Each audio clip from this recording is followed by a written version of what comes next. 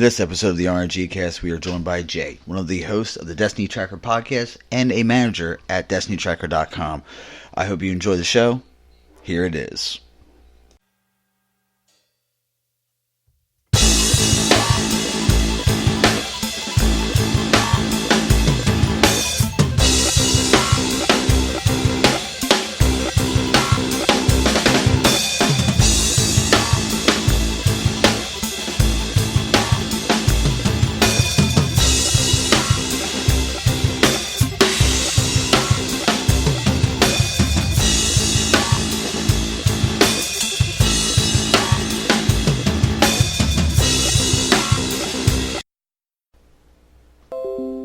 So how's it going, guys? What's up? It is going fairly good. With my new job, I do have like this one like little nitpick that I'm starting to see and discover, and it kind of gets on my nerves. It's like, can somebody tell me if raspberry comes in a color other than blue?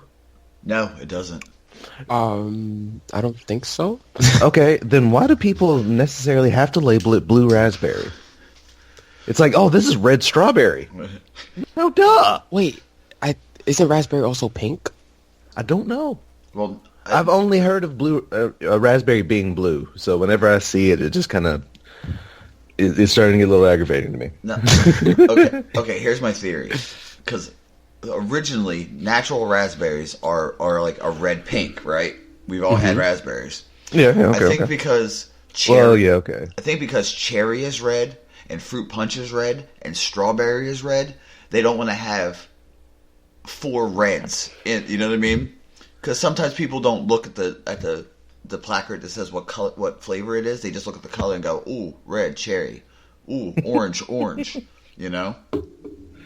I know there's definitely like Starburst and like Jolly Rancher mentality.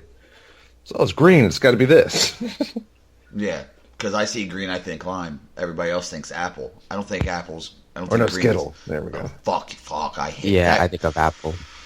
See, you're part of the reason, Jay. You're part of the reason why I grabbed the green Skittle thinking, ooh, lime, my favorite, and bit in an apple and spit it out on the floor and literally cussed at it.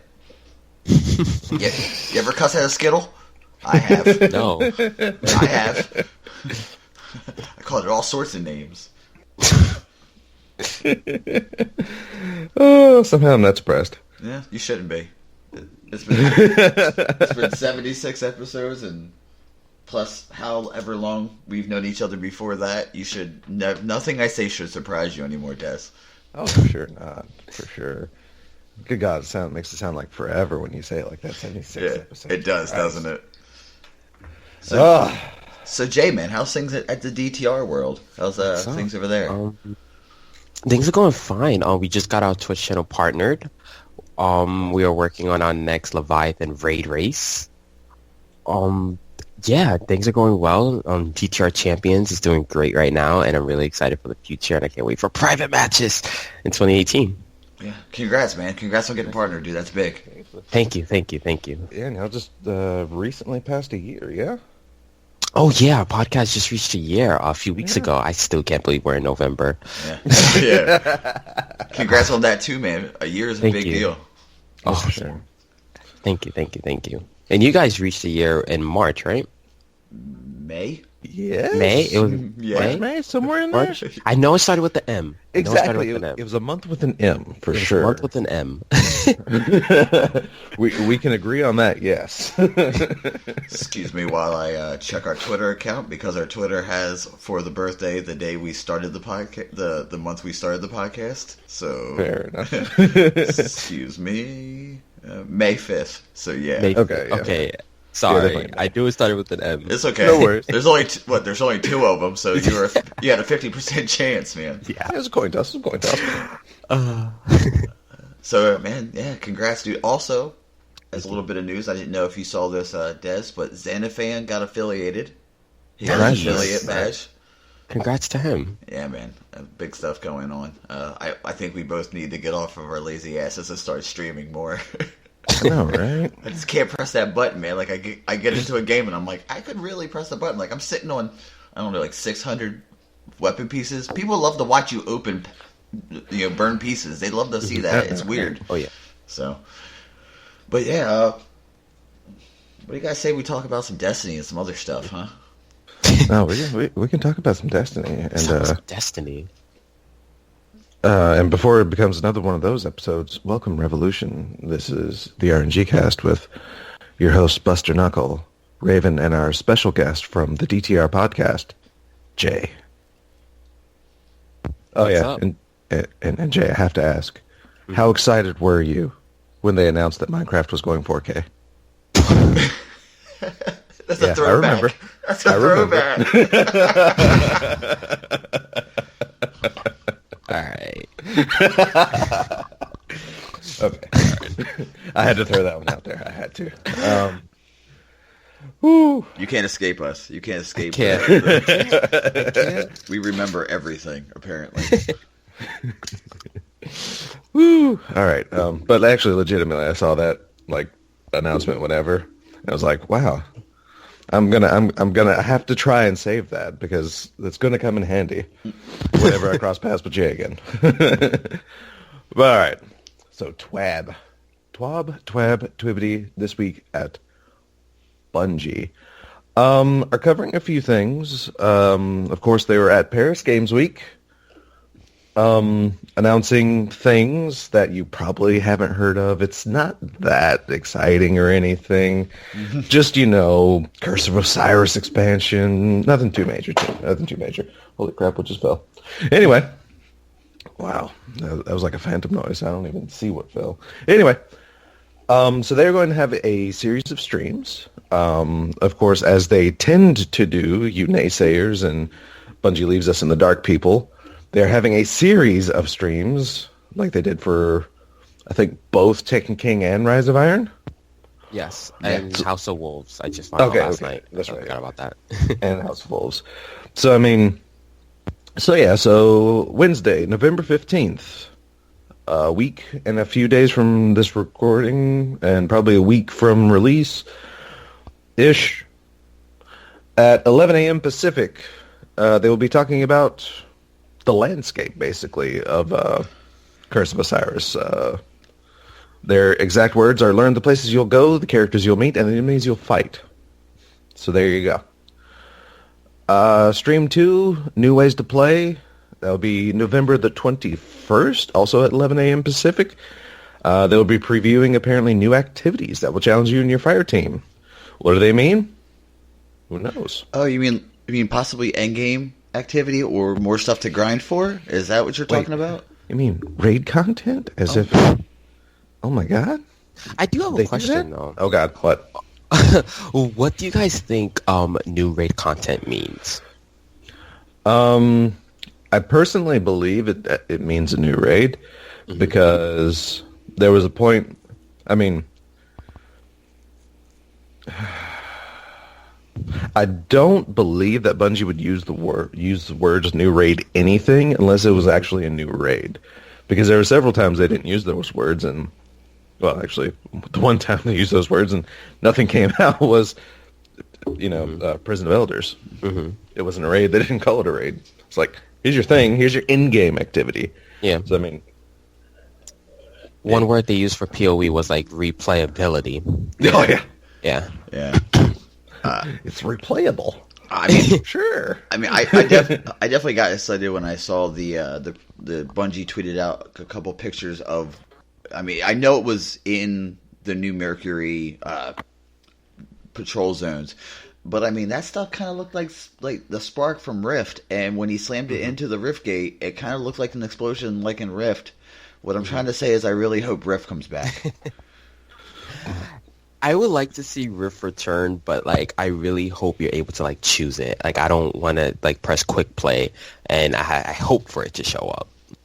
That is one of my gripes in Destiny 2 right now. That's pretty much my only gripe in Destiny 2 is just you can't choose your activity you want to load into. Yeah. I see why they did that, but then again, it's I kind of wish it was the way it was in D1. You're able to choose.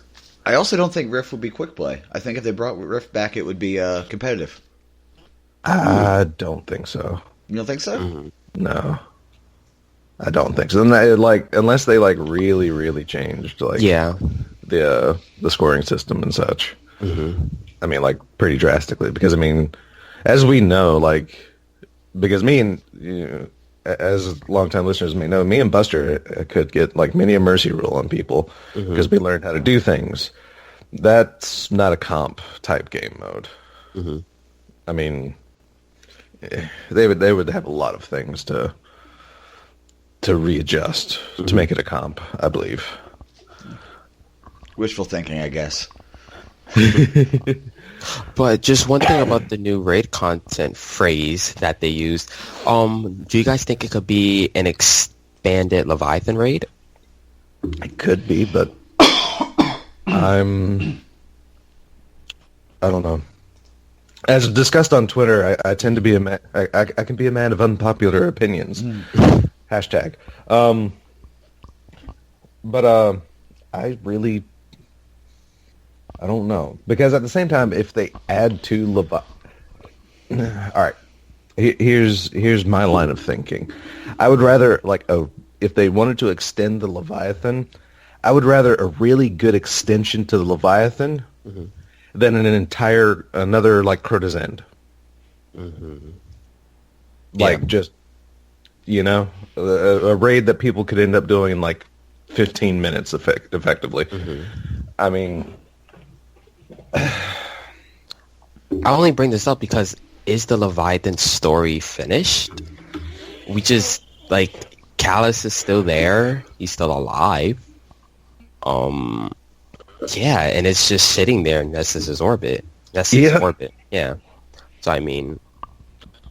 Well, I might say no, but considering Bungie doesn't think the Exo Strangers story is... Or they think that a story is done. I forgot about that. You son of a bitch. Yeah.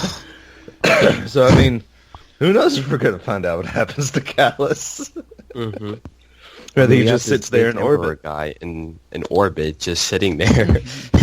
Ooh, I'm eating my grapes. Ooh. Yeah. Twiddling his big fat toes. Man, if Luke Smith comes out and say, well, we wrapped up Callus' story, Yo. I would have a problem. There will be riots in Bellevue, Washington. Oh my god! All 5 of them.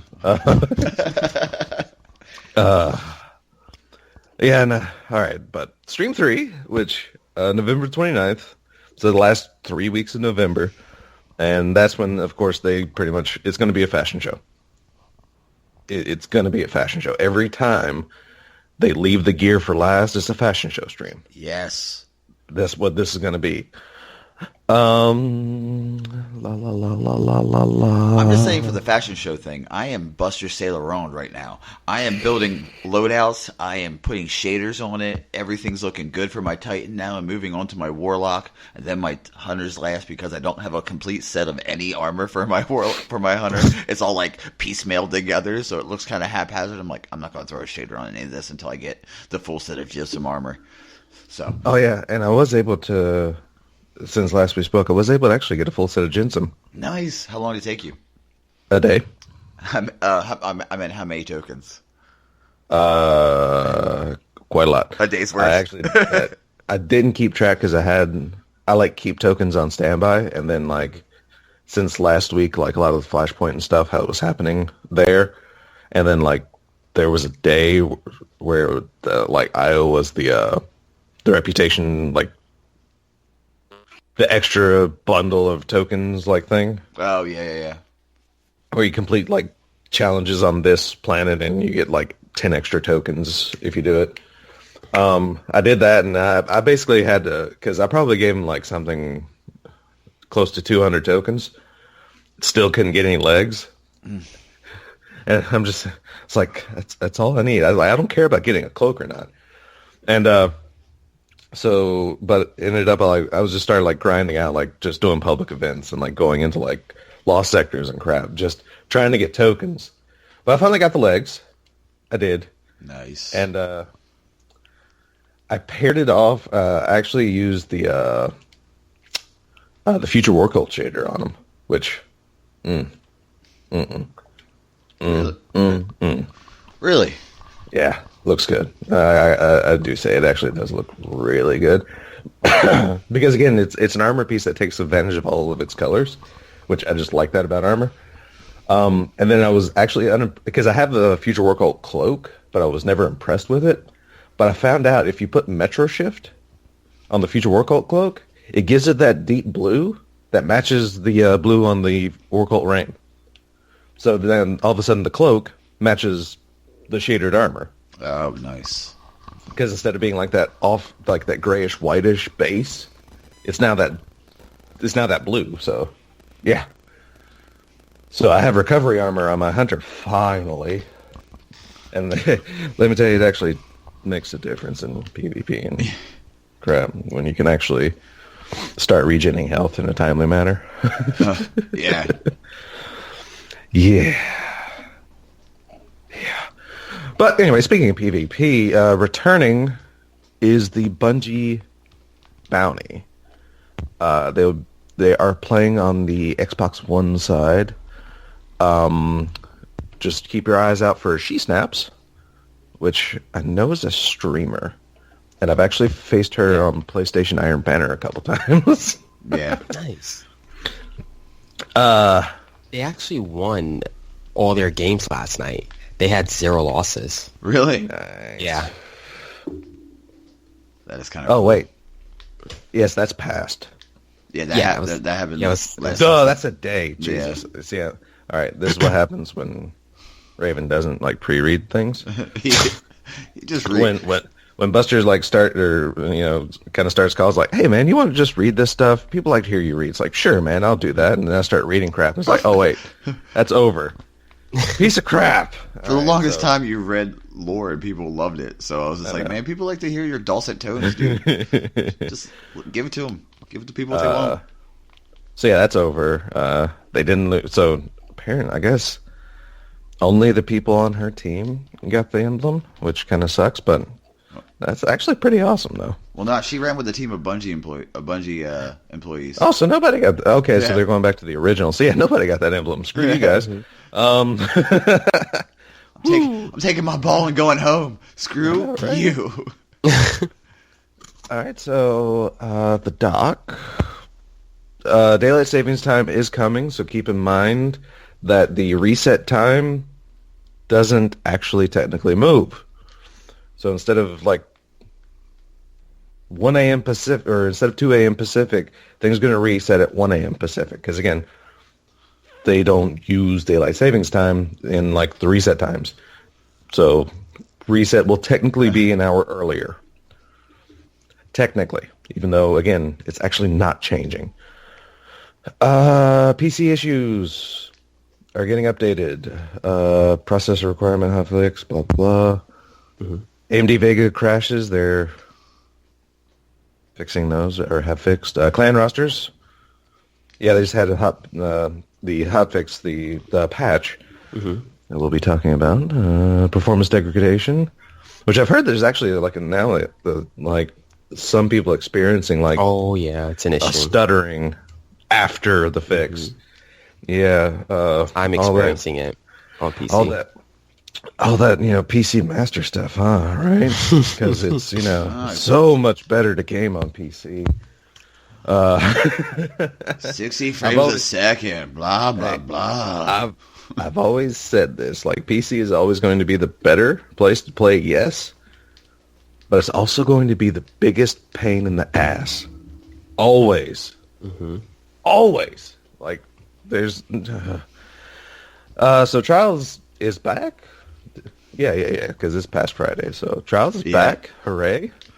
I'm personally probably going to be trying to get in there because, again, now that PC is launched, hopefully 90% of the sweaty tryhards are on PC, and I'll be able to, breeze my way into a flawless. That would be nice. And it's on Javelin, right? It's countdown on Javelin 4. No, it's Survival. Survival? Wow. Ah, crap. Anyway, well, so far I've... we'll get into that later.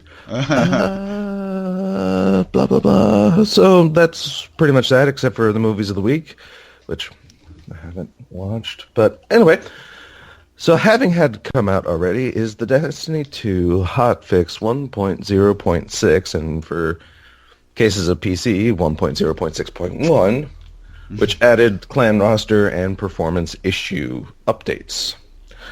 But the meat of this hotfix, as we stated last week with the preview, they fixed the bureaucratic walk.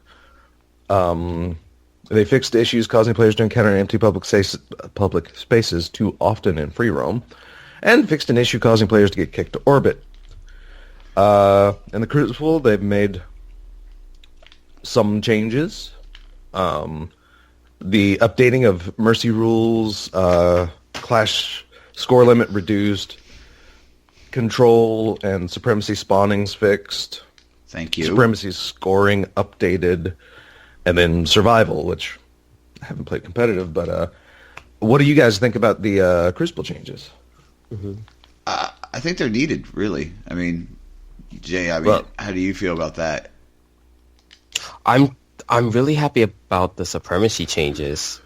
Not supremacy, sorry. Survival, where they lowered the life count and the timer. Mm-hmm. Because before, it just felt like matches and trials were like 20 minutes long. I haven't played trials this weekend, but looking at it on paper, it looks good. It looks good. Well, I, for one, have actually ended up playing a lot of quick play.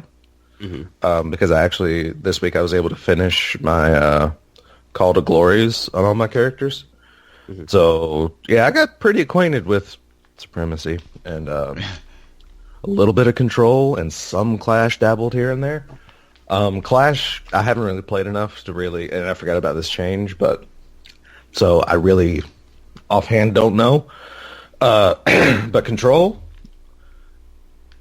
well, I'll say this about Supremacy. I have not gotten a funky spawn yet, like in Supremacy. I, for one, have not received like one of those funky spawns, and that was like Control and Supremacy was becoming, oh, I spawned into the enemy team, I'm dead. Oh, I spawned into the enemy team, I'm dead.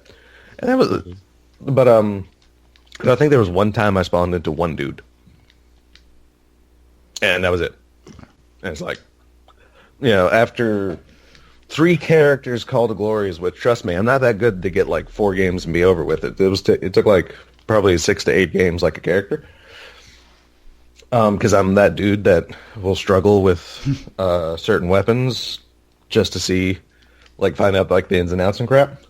Also, it's like I went into Crucible. It's like, let me use this gun that I don't really ever use.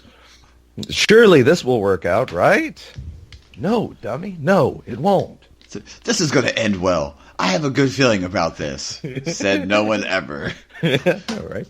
So I'm really hyped for these Crucibles. I wish for Survival they could have knocked down the amount of rounds to win a little. But again, I haven't tried Survival, so I guess I'll find out eventually on how well these changes translate over. The companion app has seen updates. Improved performance across the app, and particularly on the gear and progress sections. Improved screen state preservation after rotation. For some reason, preservation was giving me a little hiccup there. Hooked on Phonics worked for me, kids. Added the ability to look up clans by name, and added suggested clans to the Browse Clan screen. So Bungie really wants to make it easy for you to find a freaking clan. Mm-hmm. PC version, fixed an issue where clan rosters were not showing it properly, fixed an issue causing gradual performance degradation over time. And the other hotfix will probably be coming out fairly quickly. Because that's at least the benefit of PC, and another benefit of PC is the fact that they don't have to go through authorizations, or authentications rather. They can just send out a hotfix very quickly. If they have people actually looking at the problem, which it should. It's Bungie. I mean, they normally know and look at these problems. And something that snuck up on me in these patch notes that they just kind of squoze right in there. Faction rallies are being changed to a degree, primarily in how the tokens are being distributed and who's, what's, when's, where's, and why's. Strikes will reward 5 to 9 faction tokens per completion, which is up from the 3 to 7 you could get. So they're giving you like an extra couple for sure. The Nightfall will reward you 10 to 18 faction tokens. So get out there and do your Nightfalls, folks. I know, right? Because I'm kind of surprised they didn't do this before, and that's a chunk of tokens too. Good God, that's half a rank. That's half a rank up. I was about to say, at the low end, that's a half a rank, and at the high end, that's almost a full rank. Mm-hmm. Heroic Public Events will reward 5 tokens instead of 8. I understand this change. I do. Because I was the guy running around doing Heroic Public Events. Because that was the fastest way to get tokens. Other than, the sneaky ways. Oh, which they covered in this patch as well. Destroying enemy resources no longer rewards faction tokens. Opening Lost Sector chests now rewards 3 faction tokens for each fire team member. Which I actually like this change better. Like, regardless of why they made this change, like, there may have been, like, a thing, like, I don't keep up with that a lot anymore, but there may have been a thing involving the enemy resources. But this is a better change because, A, like, the enemy resources could have been, like, a little difficult to find sometimes. So sometimes you'd only get, like, maybe 1 or 2 tokens out of a Lost Sector. Now you're getting a guaranteed 3, and all you have to do is make it to the chest. And for the fact that it's for every fire team member now, instead of the person that destroys the enemy resources. So this is actually something promoting you to be able to get into a fire team to do this now, which is very bueno, IMO. So again, for those of you following along at home, yes, there's a large chunk of this TWAB we just breezed right over because faction rallies are returning next week. Yes, this Tuesday. Yep, this upcoming Tuesday. Because it's November. Surprise! It's November. Yeah. It is November. It is. All right, so they're returning. We just read off the faction rally changes, which I'm okay with the sounds of these changes, but guaranteed heroic events and lost sectors are probably still going to be the fastest way to get tokens. Mm-hmm. Like, even after dropping heroic public events so much, it's still going to be faster. Do a Nightfall and just start going, like, roam around the EDZ. Yeah. All right. In essence. Yeah. Or whatever the flashpoint is that week. Mm-hmm. It's next week, so I'm guessing it's Nessus. Is that the rotation? EDZ, yeah, Nessus? it's EDZ, Nessus, IO, Titan. Okay, well, there you go. Wait, no. IO was last week, right? I want to say yes, but I don't. Yes. IO so it'll be Titan then IO. Oh, nice. Yeah. Oh, and actually, here's like the design. Like, Bungie actually speaks on why they made these changes to faction rallies, which, as stated, is this one written by Dtr Cosmo? Cosmo's doing this a lot more here recently. Mm-hmm. It looks like Cosmo did take over the TWAB. That's cool. He's got certain stats I like. Sorry to cut you off, but I read the credits on the Destiny 2, the end credits and all. Yeah. It looked like Deej is now communications director and Cosmo is the community manager. Good for Deej. Yeah. But yeah, you can continue. Sorry about that. Oh, no worries. But as spoken, strikes should feel more worthy of the time you invest of them. Doubt it. We noticed that players felt lost sectors were useful, but disliked the fact that they couldn't enjoy them with a fire team. So we moved the faction tokens from the destructible items to the chest at the end of the activity. The destructibles will still be featured as a daily milestone and are still available to help your fire team clear out the lost sector. So there we go. They're not like abandoning that idea, which I'm glad for. That was a pretty cool idea. Say blah blah blah. We'll be watching to improve faction rallies over time. Blah blah blah. Keep feedback coming. Like, preferably constructively, but yeah, I was gonna say inserting that. # don't be a dick. That's what they should have said, because I mean, feedback means we want to hear from you. It doesn't mean scream at us about how you hate the game and how you think everything is broken and you have zero influence really, and you don't know how to make games. I'm just saying, if you're not a developer, if you've never meshed a character, if you've never if you can't draw a circle, you can't say shit to these people. Well, I mean, that, and essentially also, if you've never worked at a place that requires a deadline, you really don't know what it's like. Yeah. Sorry, man. That's I don't get salty about the game. I get salty about how people are such shitheads. Really, they just it makes me angry. None of the weapons feel good. Everything feels broken. Bungie needs Destiny 2 is way worse than Destiny 1, even though Destiny 1 had 3 fucking years of content, which everyone seems to forget that they're comparing a game that has 3 fucking years of content to a game that has 2 months of shelf life. Really, it's only been around for 2 fucking months, and everybody's losing their damn mind saying that the game is dead. It's like you said that about Destiny 1, and some people have 2,000 hours, i.e., Des and I. Please continue. I'm sorry for hopping off that. Oh, no, it's all good. It's all good. It actually gave me time to find something, because I forget who spread this, but I think it was retweeted by Mercules. It's a chart on how games actually are made with early DLC concepts and such, and how games are made without that early DLC thing. So anyway, with early DLC, the game starts in pre-production, and that's like your concept arts, the pitch of the entire idea. They start the game design document, or as some people might call it, the Bible.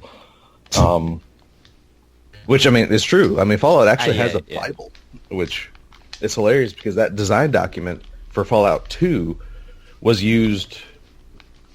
I mean, it helped with like Fallout 3 and like the New Vegas, blah blah blah. Anyway. A little tangent. All right. But after pre-production, of course, immediately follows the production of the game, which is design, which is programming, level creation, art production, audio production. Now, what happens to your pre-producers, though? Well, for a game that doesn't have an early DLC plan, the pre-producers are laid off. They're sent bye-bye. They're no longer paid. They're no longer needed. But if they have an early DLC plan, those pre-producers, as soon as the game goes into pre-production, or it goes into production, those concept artists start working on the concept of DLC 1 while the game is being produced. Yeah.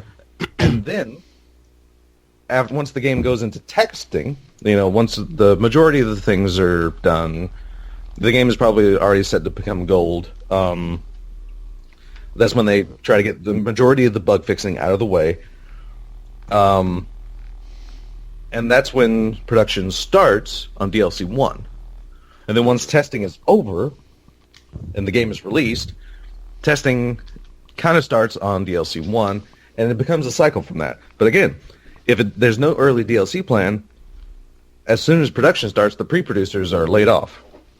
After production is done, the producers are laid off. Testing and release happens, and then if there's DLC 1 down the road, they have to hope that the original team is available to do designs and such on DLC 1. So, I mean, and that's like the hilarious thing, because there's a reason, like, for these things. And hilariously, in the middle, there's how consumers view game production. And it's all under game development. DLC means content that should have been on the disc. And then after release, fix my game. Does that sound familiar? That sounds pretty familiar to me. Sounds like... Well, at Bungie, we know that the DLC team is basically like the live team. We know that Christopher Barrett, he is the game director of Curse of Osiris. Who knows what Luke Smith and the rest of his dev team are working on, which we can probably say expansion 3, which is like the Taken King version that they're working on for September of 2018. Mm-hmm. So, yeah. So, I mean, there's cycles, and effectively, like, a lot of people view early DLC negatively, but at the same time is keeping these people employed and, like, paid. So, kind of be happy for that, maybe. Douchebags. Yeah. But I forget who shared that on Twitter. I think it was Mercules that retweeted it. I think, but I don't know 100%. I certainly don't remember the source of that picture. Back to the TWAB. And, crap. Faction rallies. Yeah, faction rallies. And new stuff. Sadly, the old weapons are not being put back into the winnable foray. It is an entirely new set of weapons, sadly, in some parts. Correct me if I'm wrong, but the weapons that you were able to win are now in the loot pool, right? Because it looks like the scout rifle for Dead Orbit is now included in the packages, and the pulse rifle and the sidearm from the Monarchy. Yes, you actually are right. Yeah. Okay. I overlooked that for a second. But yes, that is accurate, because that is definitely the scout rifle, because Lord knows I've looked at it enough with disdain. So what are you doing in my inventory? So yes, thankfully, the hot dumpster fire it is. So yeah, thankfully, I'm hitting Future War Cult hard and heavy. Let me tell you what, I want that pulse. I still want that pulse. I want to check it out. I also want. Oh, it's a sniper for New Monarchy as well, instead of the shotgun. That's that might be very nice. And I don't get what. I guess Dead Orbit just doesn't have a heavy weapon this time around. No, they do. Isn't that a linear fusion? No, that's probably a. That's a Vice Scout rifle. It's a Vice Scout. Yeah, you're right. Damn it. Anyway, I was hoping it was a linear fusion, because I kind of like those. I know, I do love those. All right, but anyway, so up for win, this time around, is the new Monarchy sword known as Honor's Edge. Boop boop. We don't have a crap ton of information on the stats, of course, considering it's still like locked. But we do know that it has Tempered and Jagged Edge. It has Burst and Enduring Guard, and has the ability On Guard, which I believe has the same ability as the Quick Fang, which it's like the quicker you use it after you pull it out, like the more damage it does. Something like that. I can't remember 100% offhand, and looking it up would make a small silence. Yeah. So, Future War Cult is Timeline's Vertex. That's right, Vertex. What archetype are you in? Real quick, On Guard is quick attacks immediately after swapping to this sword do additional damage. Yeah. Thank you, sir. Timeline's Vertex, which is a 5-bolt archetype, because it is adaptive. Ooh. So pretty. I might run around Future War Call. I know, right? Just with one character. Yeah, Timeline's Vertex. Its stats were available, which also, again, thanks to Destiny Tracker for having that up and going, because holy crap, like Way to come in big on the clutch, Jay. Yeah. If only you can get that grenade launcher and some machine gun sorting out. Just to make things a little easy, because it's it's not bad, the but Bungie API. Yeah, I kind of that's a whole different topic. You can just hear the disdain in his voice for that topic too. Like, please don't. Dang it.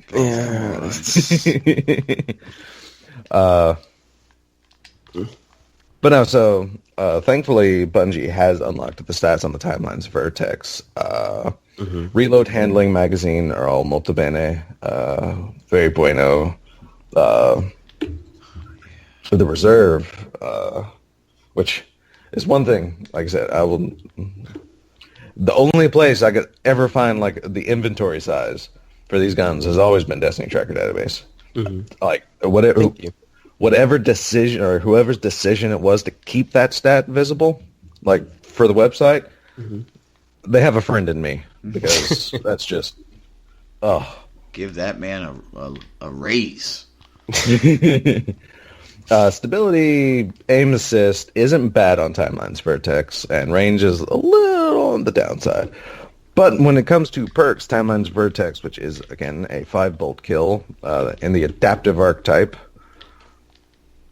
it is a Omelon fusion, so it comes with Spark PS and Torch HS3. I think I prefer Torch, because I think that's the square one. Yes. It can come with enhanced battery or accelerated coils, which I probably wouldn't use accelerated myself, maybe, but then again, I don't think it would, like accelerated may not take it out of a 5-bolt, but I wouldn't take that chance, to be honest. And it comes with snapshot sights, so you will be able to aim down sights very quickly with this fusion rifle. And that's the thing. Yeah. And then we come to Dead Orbit. Another hot garbage fire of a weapon, because I swear to God, if Dead Orbit wins again, I will, I don't know what it'll do. I don't know. Oh, yeah. Please no. It'll be bad. It won't be a happy buster. There will be riots. Yeah. Let me see. If I'm not mistaken, I believe that is the lightweight archetype of grenade launchers that Dead Orbit is trying to peddle off on us this week, called the Truth Teller. Yeah, that's not ironic. It's actually good for a grenade launcher of this type. It is the grenade launchers I don't like because it's single loaded. Oh, wow. And they have nifty effects. They do, because Truth Teller. Well, okay, Truth Teller can't, but they normally have nifty effects like blinding nades and concussion grenades that knock back your opponent. Those are cool and fun, but Truth Teller has concussion grenades and black powder, which black powder is just something that makes it bang more. Like, I think it increases its blast radius, which, yeah, that's what you need for a grenade launcher. And then it has, but get this, it has quick draw. Yeah! Because that's Dead Orbit Y. Dead Orbit Y. I think Jalal is just a troll. Like, he's just, oh yeah, I'm here. Guess that's what, it, guys? that's it. No, that's it. Arak Jalal is the long-lost brother of Rahul. Yeah. That's why he keeps screwing us over in D2. God, and that's sad, because I really love his voice actor. Which we've had discussions about, because I thought he was somebody completely different. Whoa. I mean, but yeah, so which faction are you guys going for? Technically all three. I'm part of the problem. Yeah, I'm gonna go for all three and all my characters. Fuck you guys. I'm gonna go New Monarchy, Future War Cult, because yes, that pulse rifle does look tasty. And the Future War Cult shader now looks better. I'm not saying it's better than the New Monarchy shader, because you can't get better. But yeah, that's what I'll be doing. I will not support Dead Orbit.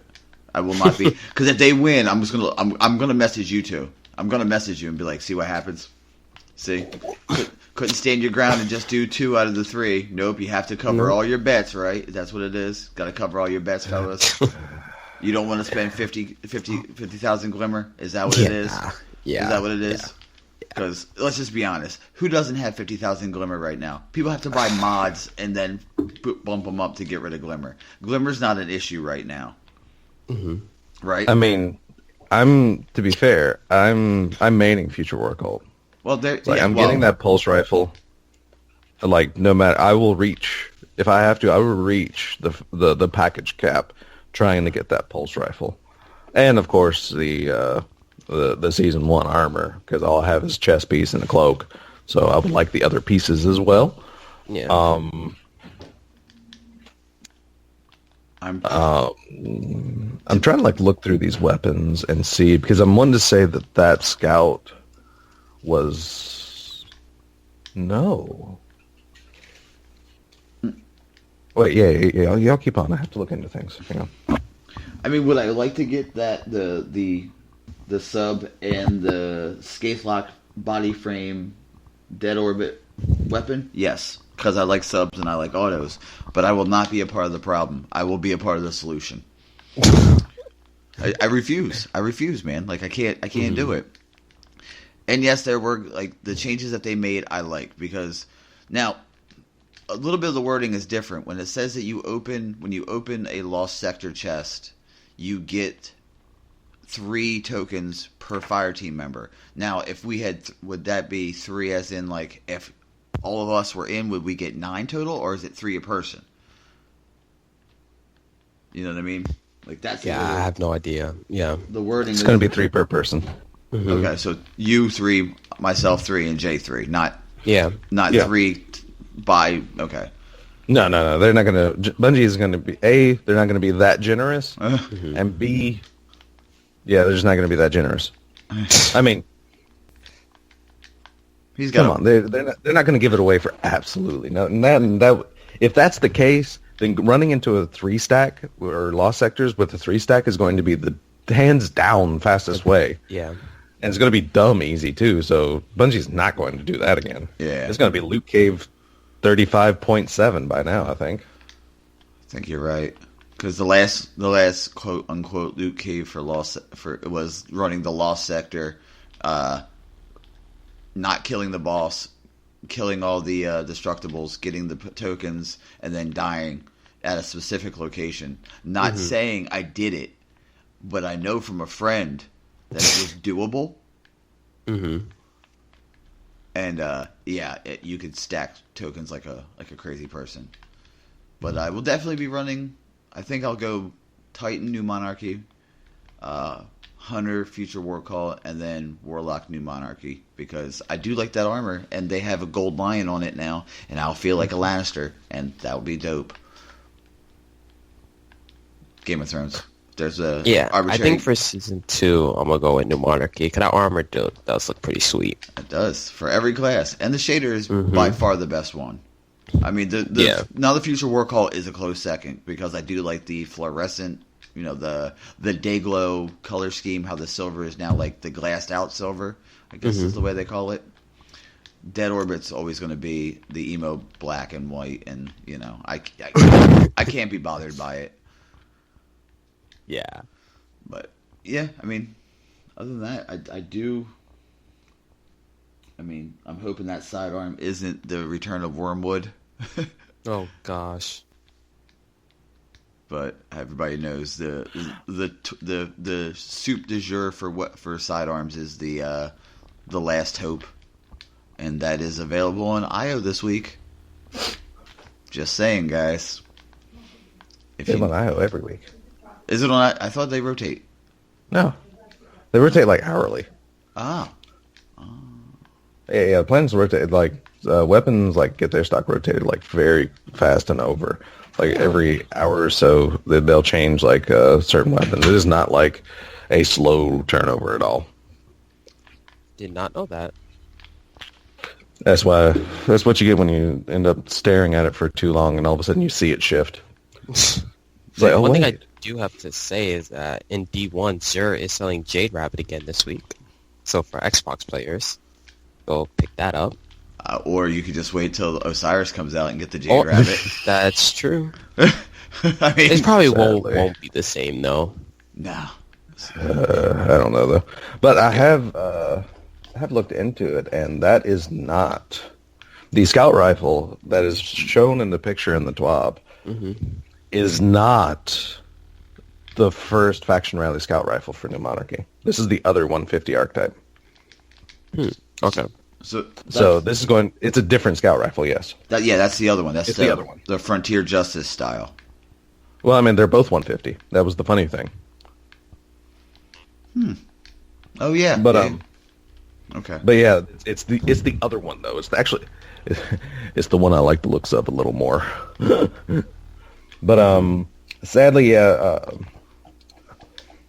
they even changed the order because I'm actually looking at the original TWAB for the first faction rally. I think they didn't. Yeah, they did. They changed the order of like when they show up. So I mean, this is a little weird. So yeah, that's definitely the scout.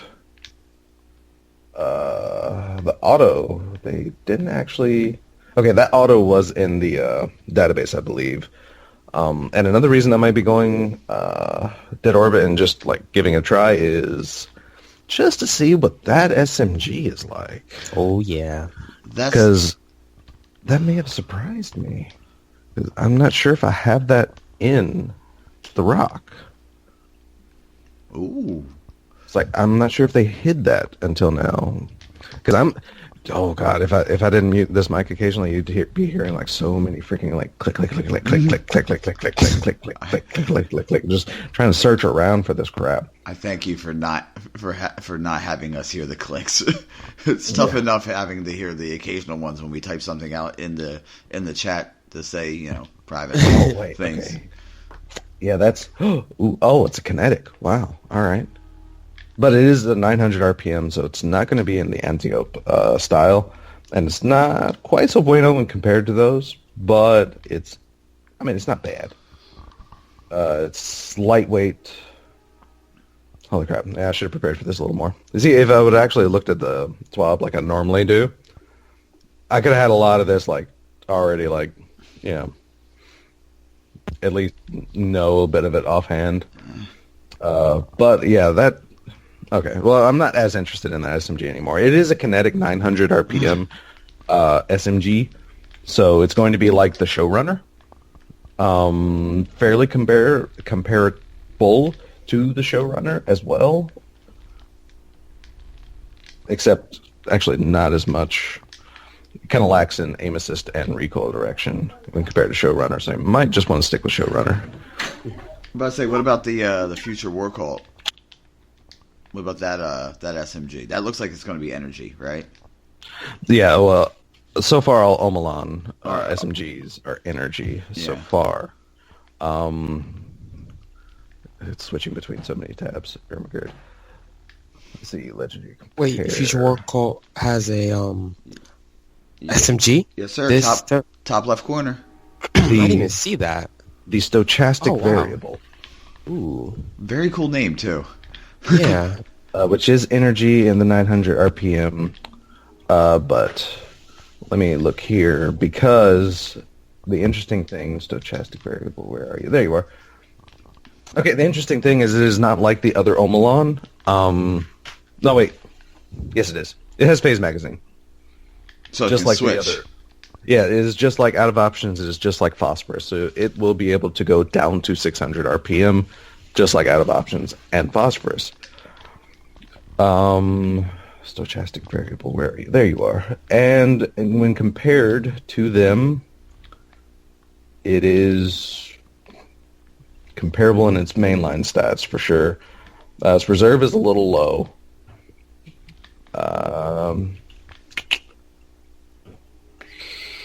Aim assist and recoil direction are pretty there. So yeah, so it's still fairly comparable there. So if you like the... So it's, again, nothing like to send home about, or write home about, but it's not bad either. But yeah, this is definitely like the... these are the weapons that were, quote-unquote, I would say leaked, but yeah, I don't know if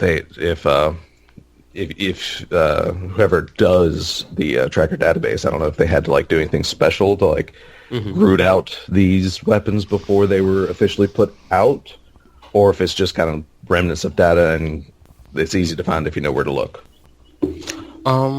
It's just how the API works. API just has all the guns that are listed.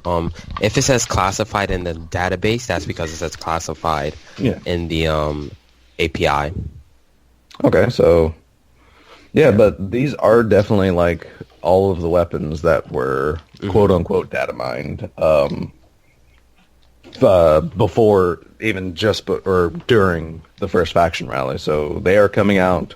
They are not Season 2 weapons. It looks like they are rotating a bit. Like I said, I'm just glad to see the Pulse in the Future War Cult spot, Ermagerd. But yeah, I can guarantee you, though, that sidearm is not going to beat Last Hope. It is not Wormwood 2.0.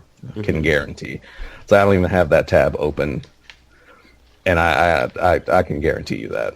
No, I just want to know, what do you guys think the over-under is for someone saying they're just reskinned weapons? Because you know it's going to happen. You know. For sure. It's inevitability that somebody's going to be like, it's just a reskinned weapon. They need to stop reskinning weapons. Like, how many different ways can you create a hand cannon? How many different ways can you create a sidearm or a sword? Like, thank you. Like, really? If it was reskin content, then maybe I can see that argument. But, like, how many times can you recreate a different gun or something like that? Like, it's already hard to create brand new perks. Like, sorry, that was my little rant. No. I mean, no. I mean, yeah, go for it. Because, I mean, that's the thing. Because they have such talented, like, artists. Exactly. At Bungie. I mean, incredibly talented artists. I mean, just look at everything they've done. But even then, you can only make so many gun models of so many types. I mean, yeah, they can get crazy with the raid stuff because that's very unique, you know, and like isolated in and of itself. Yeah. But when you're talking about, you know, just the general like gist of how the guns look and this, that, and the other, I mean, they have to stick to a certain like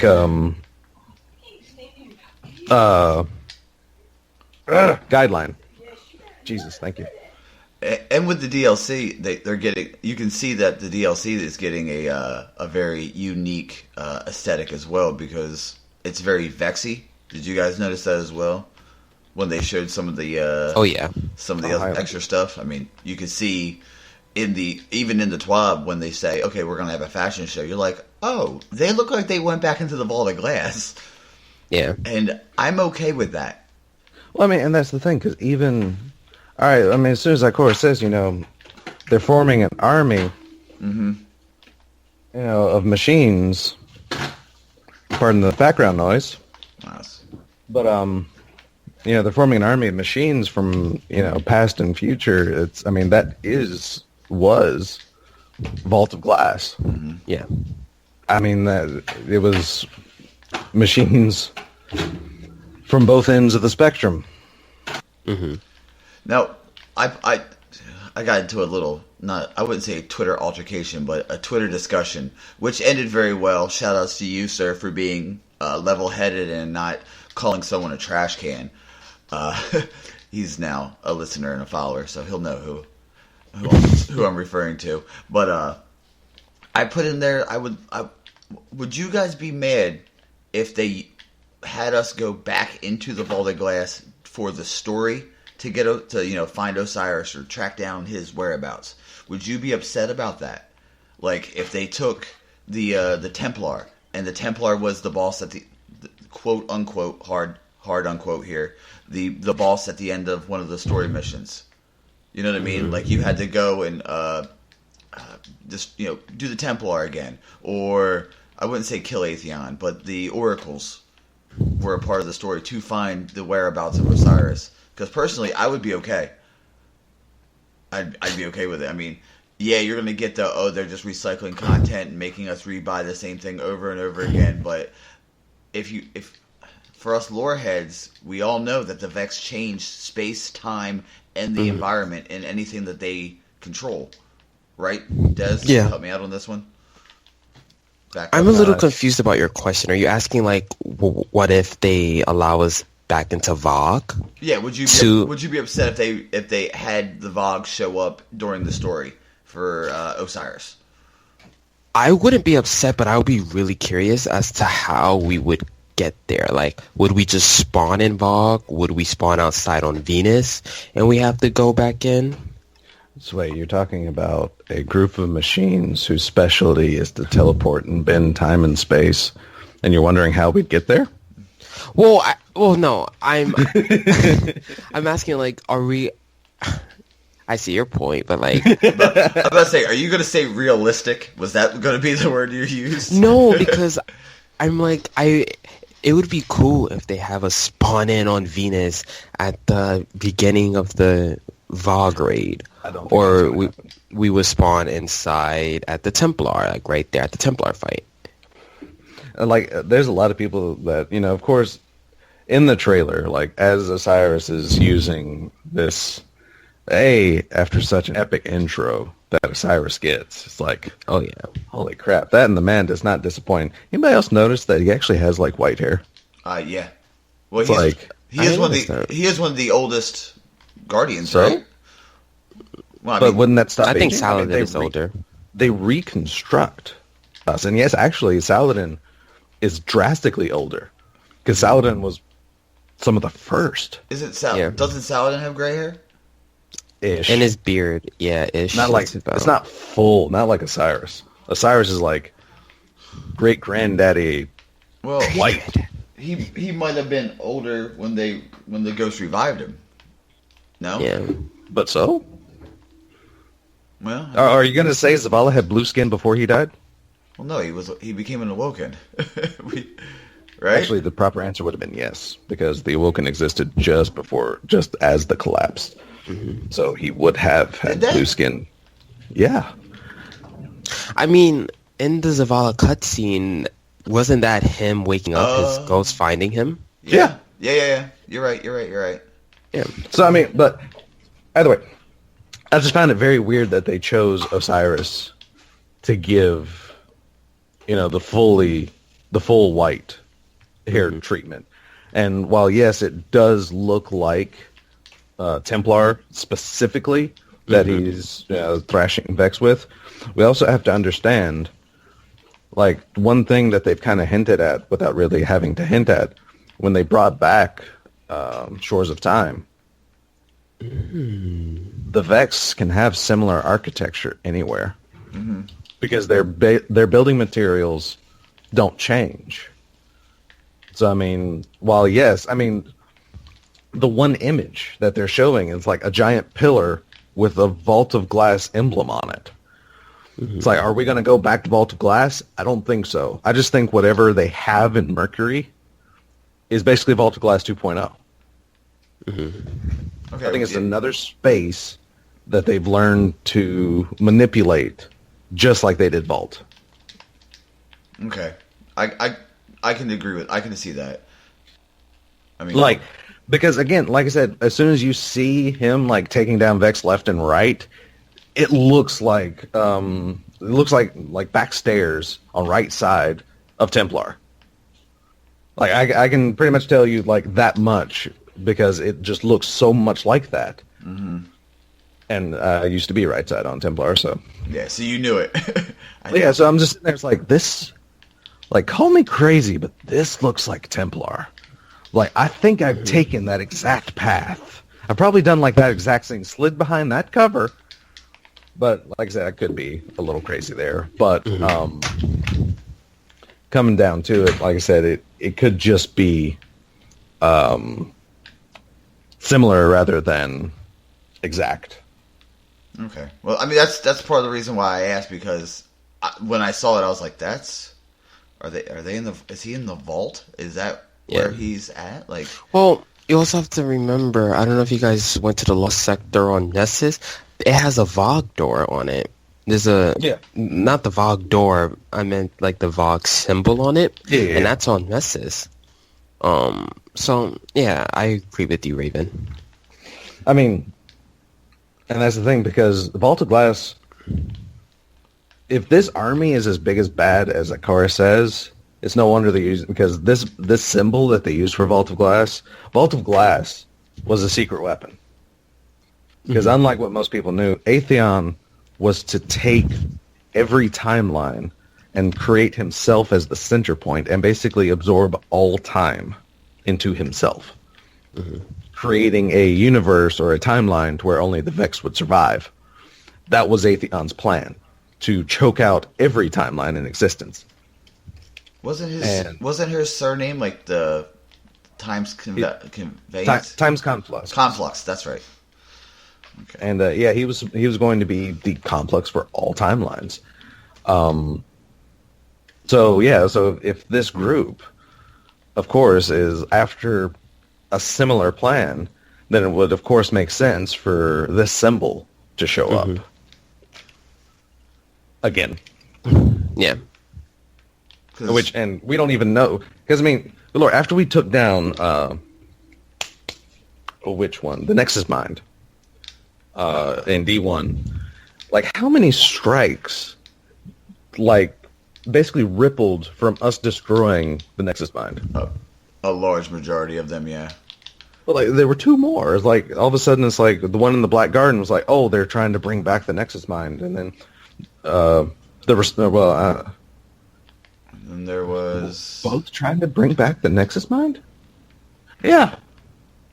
Because I know the Restorative Mind was basically trying to rewind time to a point in time to bring back the Nexus Mind. And then the one that was in, effectively, where you started at the end of the Black Garden and kind of worked your way a little backwards. Yeah. I forget what he was called. But of course, it was the Blank Mind, because Vex. But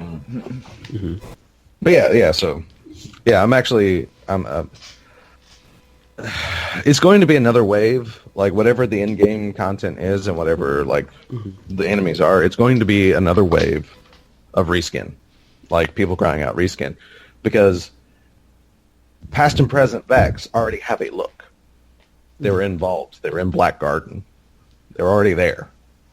So unless they change that, but if they stay faithful, it's going to be a large outcry of reskin content again.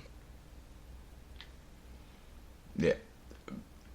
I mean, that trailer was kind of epic, though, right? Like, am I the only one who I said, oh shit, because one, I know who the speaker sent after Osiris. Saint 14. My boy Saint 14. And obviously he, died, Well, we don't know if he's dead. Well, one of his deaths was when he headbutted the Kel, so we knew that. But I doubt, I doubt he's dead. True deaths really rarely happens to a guardian unless you drink Vex milk. Kabir, come on now. Oh gosh. Actually, it wasn't even the Vex milk that was his true death. The Vex milk, right? Actually, no. That's the thing. Kabir never actually died. Have you not paid attention to the lore? He became the Argus, which Aegis. Sorry, Argus, Aegis. It's Greek. You're in the same neighborhood, but yeah, he actually, he almost became as lost as Praedyth did, but actually was able to will himself into something to even allow us to be capable of taking out Atheon and Templar and all this, that, and the other. He became a symbol of light. Yeah. Literally. We carried him. And now I carry him now when I play my Sentinel. That's what I say, at least. It makes me feel good. But when I'm just gonna ask this, when he jumped into the air, cool move, cool moment, right? Yeah. Everybody froze once again. Timey wimey, spacey wacy. That's what the Vex do. And then he went Dawnblade. Which you would expect, considering everybody knows he was a Sunsinger, and Sunsinger's gone, so you would think he got the access to the Dawnblade, right? Now, when he slammed his sword down, did his Dawnblade sword become physical? Yeah. Is that how strong he is, or is that just a new type of weapon? That's the way it looked to me. You see, though, in that trailer, after he slams it down, and when it cuts like a split second later, it's gone. It vanishes. So he's so strong, he manifests his Dawnblade into not a flaming sword, but it's also a physical sword. And your hammer? No, when you're using Sunbreaker, I'm just isn't saying, a physical manifestation? Well, no, I'm just saying how cool it is. Physical manifestation? No, I'm just saying how cool it looked. That's all I'm saying. I'm not saying it's beyond the, beyond the reason. I don't think. Oh no, that's what I'm saying. It's like it's the same thing. It's just the fact that it's way more cinematic now. Yeah, it's not like an in-engine thing. It looked cool, is all I was saying. It just looked really, really dope. That's basically. But the question becomes, why would he have access to Dawnblade? Oh, the Sunsinger's gone. But Well, I don't. I heard the term Sunsinger. It was during one of the Warlock missions. They mentioned Sunsinger. So I was bringing up all these questions like, if every Warlock is supposed to be a Dawnblade now, how are they going to bring in Osiris? And it seems like that after the Traveler bursts its light across the galaxy, all Warlocks and all Guardians turned into the new subclasses. Because at Twilight Gap, wasn't Osiris always in radiant form because he was so bright? I remember that in one of the Grimoire cards, right? Well, then we also don't know. Like, I'm just curious to know, how did he transition to Dawnblade? That's the exact same thing I want to know. It's like, Yeah. Is it something that he found? Because he still has his ghost, which is something I wasn't 100% even certain on. Because when Dresden Yor distanced himself from his ghost because he actually was going for a completely different power. But Osiris, as we now see, actually still has his ghost as his companion. He is actually still as connected to the light as we are. Mm-hmm. So, I mean, exactly when did he unlock Dawnblade? Mm-hmm. I mean, this could have been something he did like 100 years ago. Yeah. Well, Dawnblade was always around, yeah. So, I mean, and who knows, maybe, because, I mean, we've said before, like on cast, it's like, the legends of these early Guardians are always like extraordinarily massive. Mm-hmm. Like Anna Bray. Like the Bray using her golden gun and creating pools of light in its wake. The fact Fellwinter using shoulder charge. Haha. But yeah, I mean, but it came down, it's not, things aren't like as black and white for early Guardians. And Osiris isn't one of the first, but he is an early Guardian because, I mean, he was there for the Battle of Six Fronts. So he's definitely old and definitely within that range of, like, having tricks up his sleeve. But, yeah, I want to know, like, how he transitioned. Like, yeah, when the Traveler exploded, like, did he just was like, oh, hey, I'm a Dawnblade now? Yeah. Yeah. I mean, I would like to think that, like, maybe he might be the reason that Sunsinger's transitioned into Dawnblades, because he was still connected to the Traveler, and we got our new powers from a shard of the Traveler. So maybe that's how it goes. That's an interesting theory. So, following that thinking, that motion of thinking, then Saint 14 would be the prototype Sentinel. But how? He didn't use a shield. He used a bubble. Yeah, that's what I'm saying. Why would his helmet affect a bubble if he no longer used a bubble? Well, I mean, now is what I'm saying. He would be the Sentinel. He would be a Sentinel now. But theoretically, but again, we don't know how that works. Yeah. I mean, it's conjecture at this point in time that, yes, our subclass is like what everyone has transferred to. But, I mean... It would be cool if he was still a defender, though. I mean, you say that, but you still have a bubble. Yeah, oh yeah, I know. I mean, it's not like defender's completely gone. It's like me saying, oh, I wish our Arcblade was back. It's like, kind of still there. Yeah. Yeah. Mm-hmm. You just gotta, it's just yours is literally, and it's even armor of light, which isn't bad. Mm-mm. I'll give you that. It's not bad at all. Of course, I mean, I haven't used it because I actually don't play Sentinel very often. Mm-hmm. I'm part problem. I play Striker. Sorry. SJ gives you the sound. That's funny. I mean, Striker is pretty fun to use, so I can't complain. I mean, I prefer Striker over Sentinel. I literally fall in line and go double pulse nades, though. I mean, I'm part of the problem. I mean, it's like, yeah, they're strong, so in a raid, I'll be happy to raid with you. But in PvP, I would like to be on your team. I mean, I'm normally the guy, like in D1, I like to use, I like flashbangs, because flashbangs were interesting. Speaking of that, actually, yesterday, I ended up getting flashbanged, and I'm like, huh, this is what this is like in D2. Anyway, but yeah, so, I mean, it's, I don't know, I just, like, whenever I pop in my Titan, it's like, yep, here's what I'm running. It's like, striker with double pulse nades, because Lord knows PvP needs more of those. It's strong. Why would you not use it?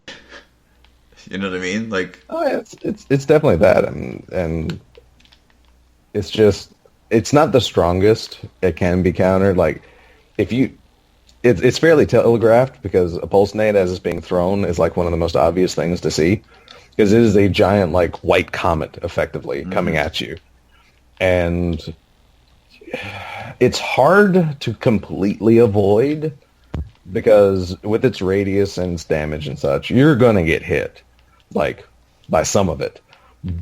But it's only strong if you don't freaking move. Yeah. Get out the way. Listen to Ludacris. Move. I was just thinking the same thing. I mean, especially if you know it's a Titan, like freaking jumping up high, and like I said, you see that white in his hand, like he's firing a key blast at you. Sacrifice the point. Get off of it. Go away, because chances are he's relying on you to stand there like an idiot in the pulse nade. Like, there's ways around. There's easy ways around a pulse nade, but at the same time, there are a lot of idiots in PvP, so I do use it. So.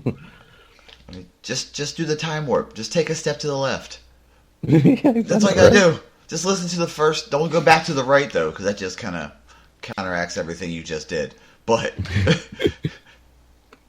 yeah, I mean, it's there are strong things, but the more I play PvP, the more counterable it is. Unless you're solo, like you're running Lone Wolf in your team, and you turn a corner and there's 3 people, you're done. You can't do that. I've yet to really find a way to do that in D2. Like D1, maybe. 2? No, that ain't happening. It's like, I made mistakes. Mistakes were made. Yeah. But I mean, so as stated, I'm a man of unpopular opinions. Wow. Because, yeah, speaking of the Curse of Osiris reveal trailer, I mean, we might have at least two weapons returning. You want to talk about those, Des? Oh yeah. One of which you want to talk about? You want to talk about them? Because one of which I'm kind of psyched for, because it's different. And it's Telesto. Oh yeah, baby. Even though like there's been some like gameplay stuff surfacing, I'm not seeing the pop rocks. I'm not seeing the pop rocks. If you look, they're on the ground. With the way it's cut, it looks like it fires and it just vaporizes a dude. And it's like, if they take Telesto and turn it into a normal fusion rifle, I'm bummed. Yeah. You're bummed. That's my baby. I was super excited when I saw that. But yeah, I can see what your point is. I would be kind of upset, because that's what made it so fun. Yeah.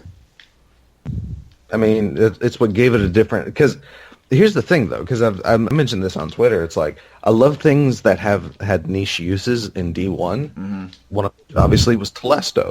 The fact that, you actually get a cross-map kill, literally, with Telesto if your pop rocks would hit a person, because the damage fall-off wasn't from your weapon to the target. It was from your target to the nerve explosion. So, yeah, you could easily...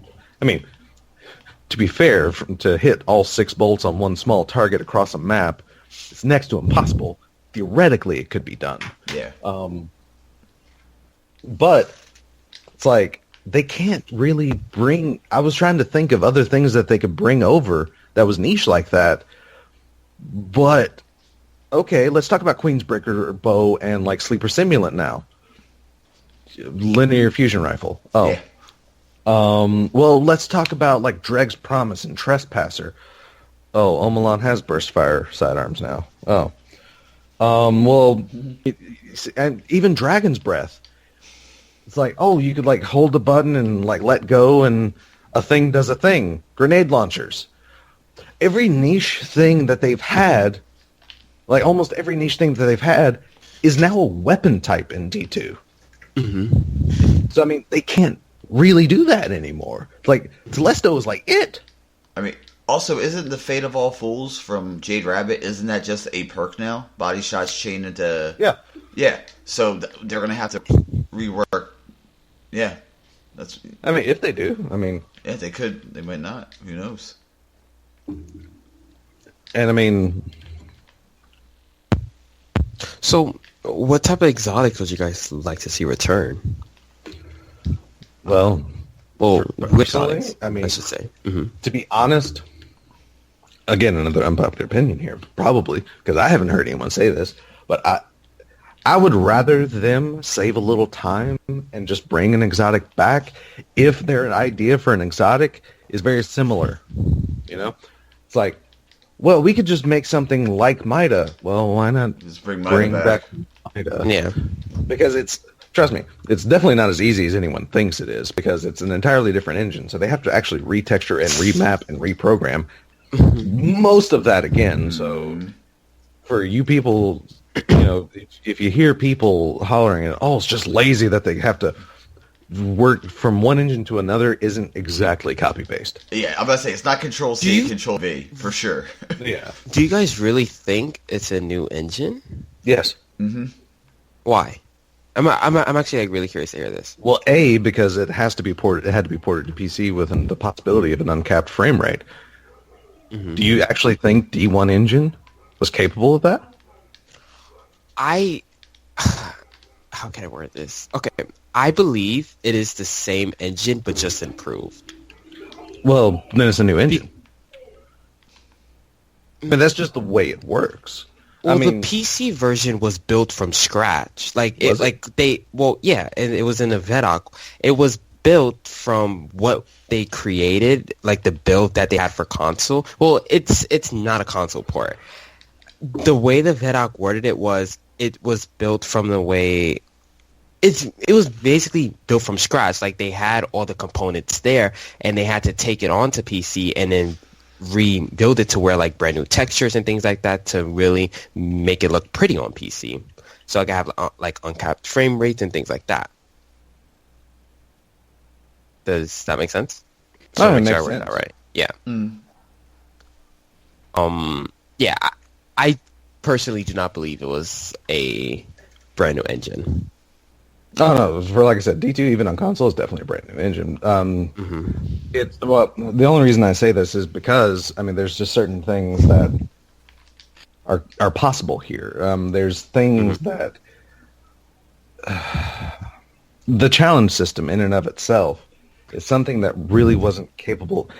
And again, the only reason I say this is because D1 as an engine was an engine that was designed for this current console generation, but also the previous. Mm-hmm. So you're gonna. I'm sorry, but there's no way a PS3 is running this engine. No.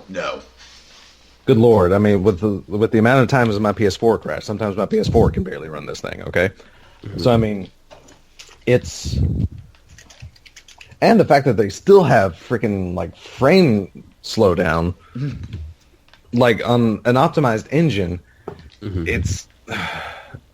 There's no way I can think of this as the same engine. Like, are you talking about like on the witch's ritual where you get swarmed by a taken, and then all of a sudden you're like, wait, where am I? What happened? Okay. Yeah, on occasion, but yeah, that's the thing, because I don't see PS3 even possibly running this. No. If it was the exact same engine, it would at least attempt it, but I don't see it, because it's the texture. The texture quality is just highly different, and the detail is just the orbit screens, loading in screens, just everything pops out so much more, and like well, think about it this way. Building a brand new engine from scratch would be very hard because that's brand new coding, that's brand new everything, basically. But taking the same engine that they had and just improving it would be a lot easier to do because this game was made in 2 years. If you in the ending credits, it said from 2015. It's the dev team from 2015 to 2017. I actually didn't catch that, but yeah, that actually.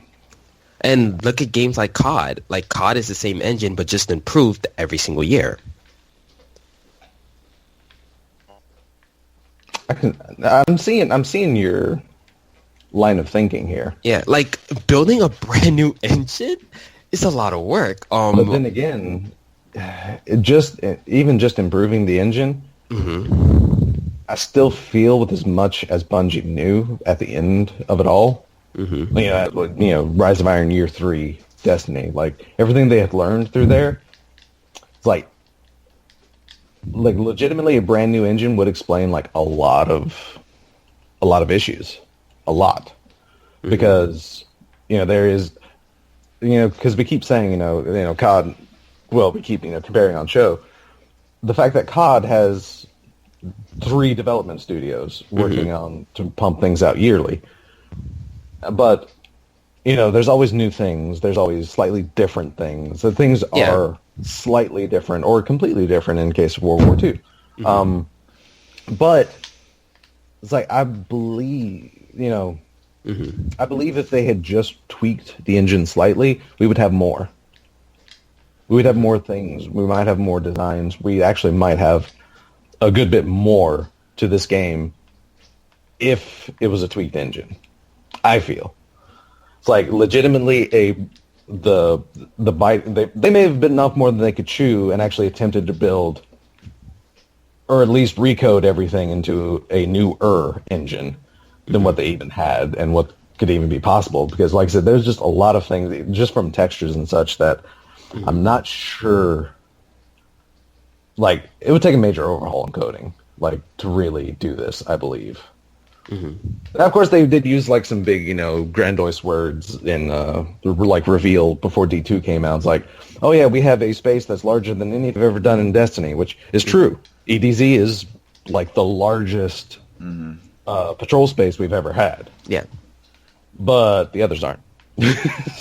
Like, let's be honest, the others are pretty far from it, actually. But that's just that's what business talk. That's how you get people like interested in it and such. Is like, oh yeah, the biggest social space ever, and it's like, yeah, that's one, and that's very true. But they didn't talk about like all of them and such. But yeah, it's I don't know. Did you guys rob Titan to pay EDZ? Is that what you're trying to say? Because no comment. But no, like I said, I don't know. I just don't know because I don't know enough about game development. Yeah. All I know is somehow like one of my favorite games, like one of my favorite FPSs, like when I was younger, Unreal Tournament, was apparently so revolutionary that they are now making their money off the Unreal Engine, which was legitimately what they made Unreal Tournament with. And I didn't realize it was such like a physics and like coding like masterpiece when I was playing it. But years later, Unreal 4 is like everyone's using it. To answer your question, Jay, I would like the bad juju to come back. But oh yeah, that question. I also yeah. I'm stuck on that. I'm so Des, with 76 weeks of this, I'm so good at bringing the conversation back on point. It just it's second nature to me now. Right. Bad Juju was definitely one of them because I do like weapons that are that have a unique little trick. We all think well, Thorn, is it confirmed Thorn's coming back in Osiris? Because that's what everybody seems to think from that one still from the shadow or the outline of the hunter in the air. It kind of looks Thornish, but it also looks like to me it looks like the Vex inspired hand cannon, but it could also be Thorn. Everybody says Thorn. I take it or leave it kind of thing. You guys just want it because everybody's still in that whole, you can only use hand cannons because hand cannons are the best. Yeah, this isn't D1. Guys, everything has a place. You can get killed by every weapon, every type of weapon. It just depends on who uses it.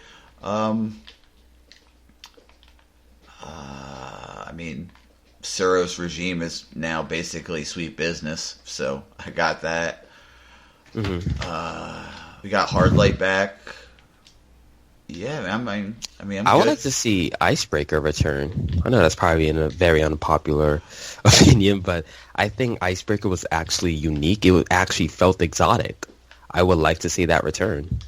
Yes. You guys may disagree with me. I don't think Icebreaker or Gallahorn was an issue.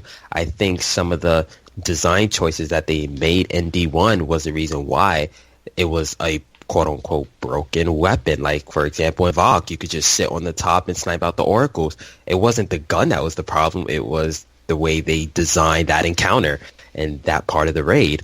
Gallahorn, I don't think that was an issue. It was just the way they designed Crota. Crota, you just sit on the ledge and you shoot rockets. Which they subsequently did fix. So, they know. They didn't... Kind of, they fixed it, but you could just stand right next to the ledge on the other platform, so you could just stand there and shoot a rocket. It's just the way that was designed. Same thing for Skolas. Gallahorn was so useful because Skolas, I guess we can agree, had a lot of health. Yeah. Valis Tarark, he had so much health. So again, I don't think the guns were the issue. It was just the way they designed those encounters. And I would actually like to see Icebreaker return. They will have to change it because of the way, again, this game is designed in certain aspects, such as PvP. But yeah, I like to see. So you want a one-hit kill weapon, a power weapon, to continually regenerate ammo throughout a match again? We don't use snipers now. At least when I play quick play and comp, I don't see people using snipers, really. But here's the thing. It's like you're guaranteed... you're putting a weapon in their hands that is guaranteeing ammo throughout the match, though. Mm-hmm. No, and you think 90% of the people aren't going to use it? Then... Well, yeah, people are going to use it, but right now, no one is using snipers that much. Again, it goes back to the way they designed the game. Exactly, but... Then they need to change the way power ammo is. I don't think the guns is the issue. So what's the issue with power ammo? No one's using it because the guns aren't that powerful. I use fusions all the time, man. Fusions... Well, sniper rifles, people aren't using them.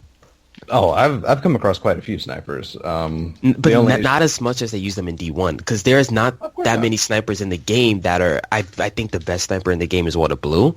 I see a lot of the PvP people are using. No, that is not the best sniper in the game. I don't know the name of the sniper, but people are like, the scope and all is good on it. See, CJ, I just want to let you know you just opened a literal apocalyptic rant that's about to happen. Because Dez feels so strong. I'm just going to preamble this and then let Dez go, because as his friend, I love when he does this. So as a co-host, I also love it, because when he talks numbers, he just gets so into it. People using blue weapons is kind of like using fighting lions in trials. It's for a video or for it's a niche type of thing. Blue weapons are never better than purples. They're never better than legendaries. Well, for the slight correction there, in D1, there were several blues, even some greens. There was no stat differentiation in weapons in D1. It's like you can have a green, you can have a blue, and you can have a purple, all with the same base stats, essentially. The only difference is that, your green and your blue just wouldn't have as many perks to be able to select from. This is not... like the case for Destiny 2. Destiny 2 is actually using a system very much similar to a lot of MMOs, and the fact that the lower the rarity of the weapon right now, it doesn't have as many points in the stats to pull from. I mean, you are actually, by using a blue and a green, you are actually handicapping yourself to a degree. Because there is no blue that will compare to your better purples in D2. It may compare to some of the purples. But when it comes down, there are purples that are hands down, head and shoulders, just better to use. Which, I agree, but why would, with the way the power system is right now, power in terms of light, why would you have all purple and one exotic on, or two exotic, sorry, because of gun and armor, rather than a blue or a green on? Because power level means nothing in this game. No, the same damage level you do at 305 is the same damage you would do coming into the raid at 270 or something like that. All right. Okay. I actually have. So here's the thing, though. You have a choice. Power, no, doesn't matter. But here's my point. You have a choice between, and these are actually real world, D2 actual choices. The Trondheim LR2 is a green sniper rifle. Mm-hmm. Or, in the same category, you can opt to choose Borealis. You're saying you would use the green? I am on Xbox. I don't use Borealis. So, theoretically here. Uh-huh. It's theoretical. Bad example, but Yeah. It turns out to be bad, but again, actually, I can just change that real fast and exactly. Okay, all right. Different archetype. The Luna Nullis 2, another green sniper rifle, or you can choose to use Darcy. But you're going to choose to use the green, or would you choose to use Darcy? It depends. Are we talking about PvP or PvE? Because Darcy, I'm not really a huge fan of Darcy, period. Okay, how about this? Let's say PvP. Ghost Primus, right? I love that auto rifle. Yeah, I would rather use Ghost Primus than any other auto rifle in the game right now. I love Ghost Primus. I love it in PvE and PvP. Yeah, okay. Here's the point. I'm trying. Not really. But, all right. A handling stat on sniper rifles is what gives sniper rifles their snappiness. Well, of course, you know what it dictates. Scope in, swap time. This Luna Nullis, this green, or even let's talk about the blue, the Tongeren.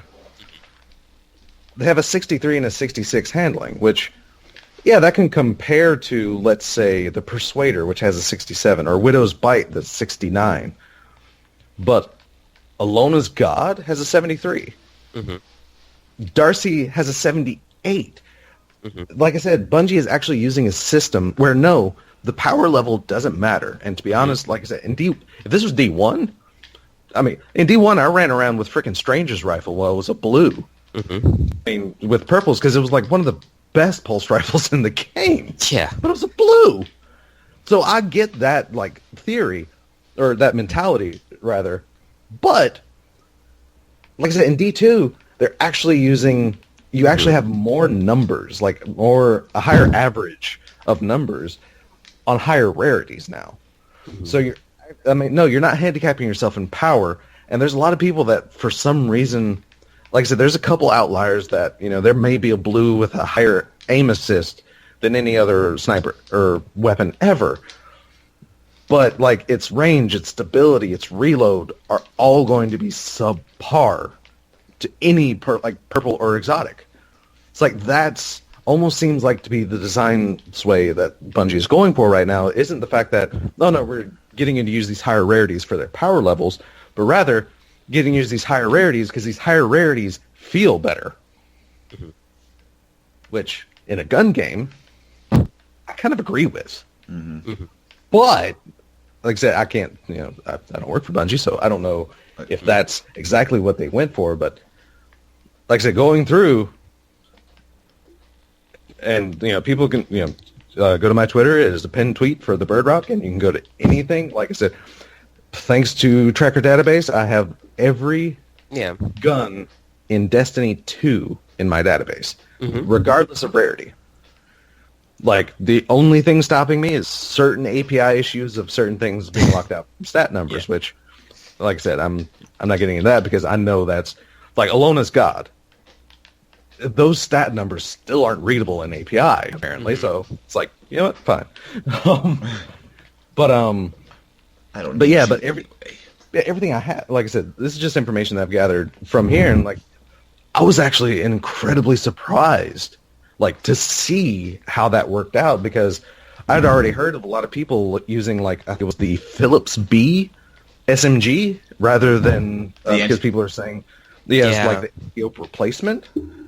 It really isn't. I mean, if you like that SMG, good news is Antiope is way better. Like, it feels a lot better than that thing.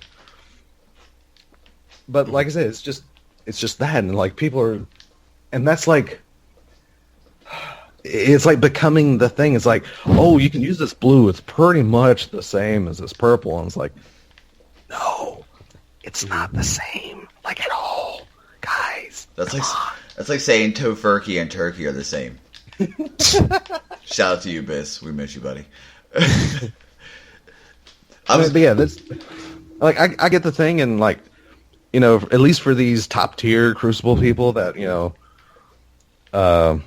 want to show off or whatever, or challenge themselves to get better, whatever. Good on them. Let them use all the blues and greens. My main point is I'm sticking with my purples.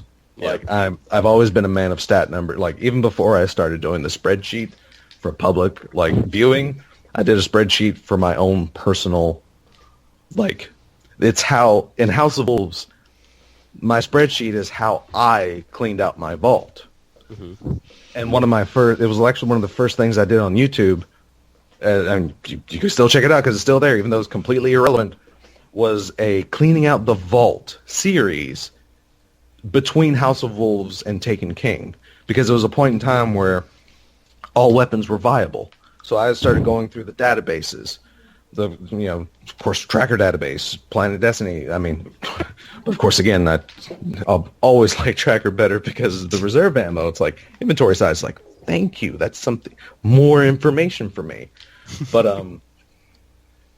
But that's what I was about. You know, I actually did the spreadsheet and cleaned out my own vault and like geared it down to like one weapon of every archetype I wanted to keep and liked.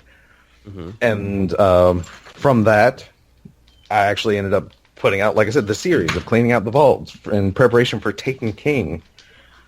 And that's how it started. Like a few people in Derp knows, they're like, oh, you should do this for people. It's like, you think?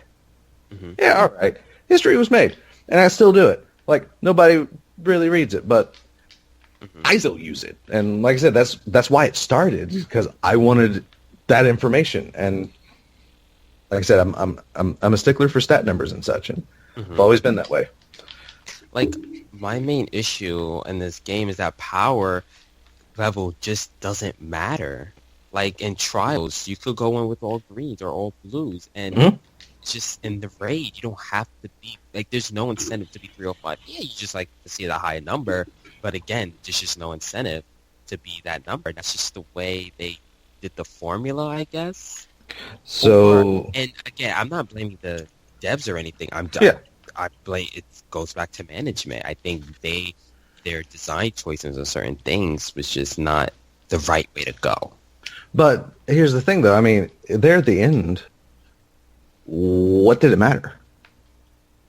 I mean, because after the first, like, 2 Iron Banners, or even Trials, like, once you did hit max light, what was the point of you having a power level requirement, though? What do you mean? Like, in D2 or D1? D1. Like, at any point in time. You really felt the difference, I say, in the raid. In House of Wolves and Dark Below, like, there was a difference between 28 and 29. There was a difference between 30, 31. And Taken King, there was a difference being, what was the max in Taken King? 310 when hard mode come out? Between 305 and 310, there was a difference. Which, yes, there is, but at the same time, you don't chirp a lot, do you? Me? I just play with my friends a lot. Okay. Yeah. I use LFG a lot. I'll say that. One of my friends, like became like one of my early rating, part of the rating crew. He wanted to go through Vault of Glass, and we needed a 6th. But the sad thing is he had like the most abysmal luck in the entirety of Destiny. His best weapon, like as far as his best kinetic or primary, as far as not only power level but also rarity, was the Stranger's Rifle. He was at least 2 levels. I think he just barely made the requirement to run Vaulted Glass. Just barely. But we carried him through. Nice. And he actually ended up getting Atheon's Epilogue, which he freaked out about because it was purple that he finally got to drop. And, hooray, hooray. But then turned out pretty much to be utter garbage. Anyway, by the way, it was like, that was actually his moment because he was about ready to quit Destiny 1 because he couldn't get anything to drop. Yeah. And that was his turnaround moment. I mean, he was, all of a sudden, he was raiding with us like almost every week, and he was raiding like almost every week, and he was getting stuff, and he actually, I haven't seen him play D2, but probably dropped off D1 at some point down. But either way, I mean, I'm used to carrying people. I've tested it myself, but in the end, it really doesn't matter, though.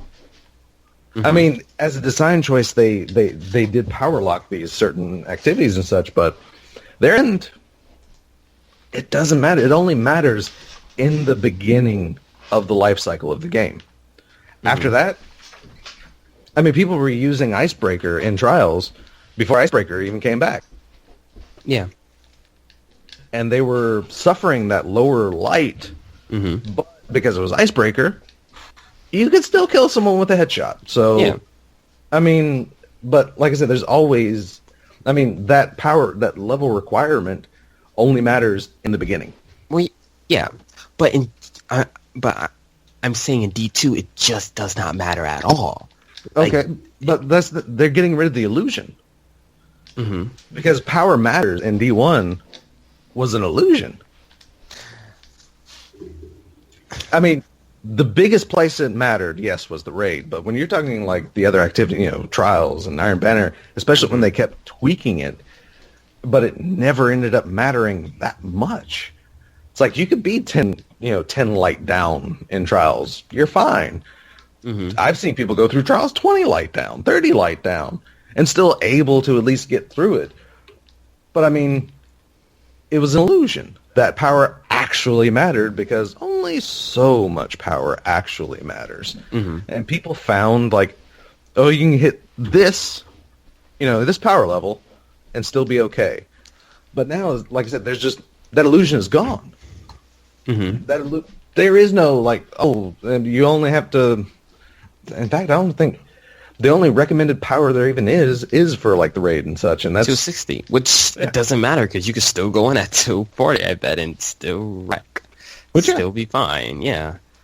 But we saw the grabs, and yeah, you're right. It was kind of an illusion. You're like seeing the grabs, and you're able to see like the curve and all that with the light levels and things like that. But again, just in D2, there's no incentive to be max power.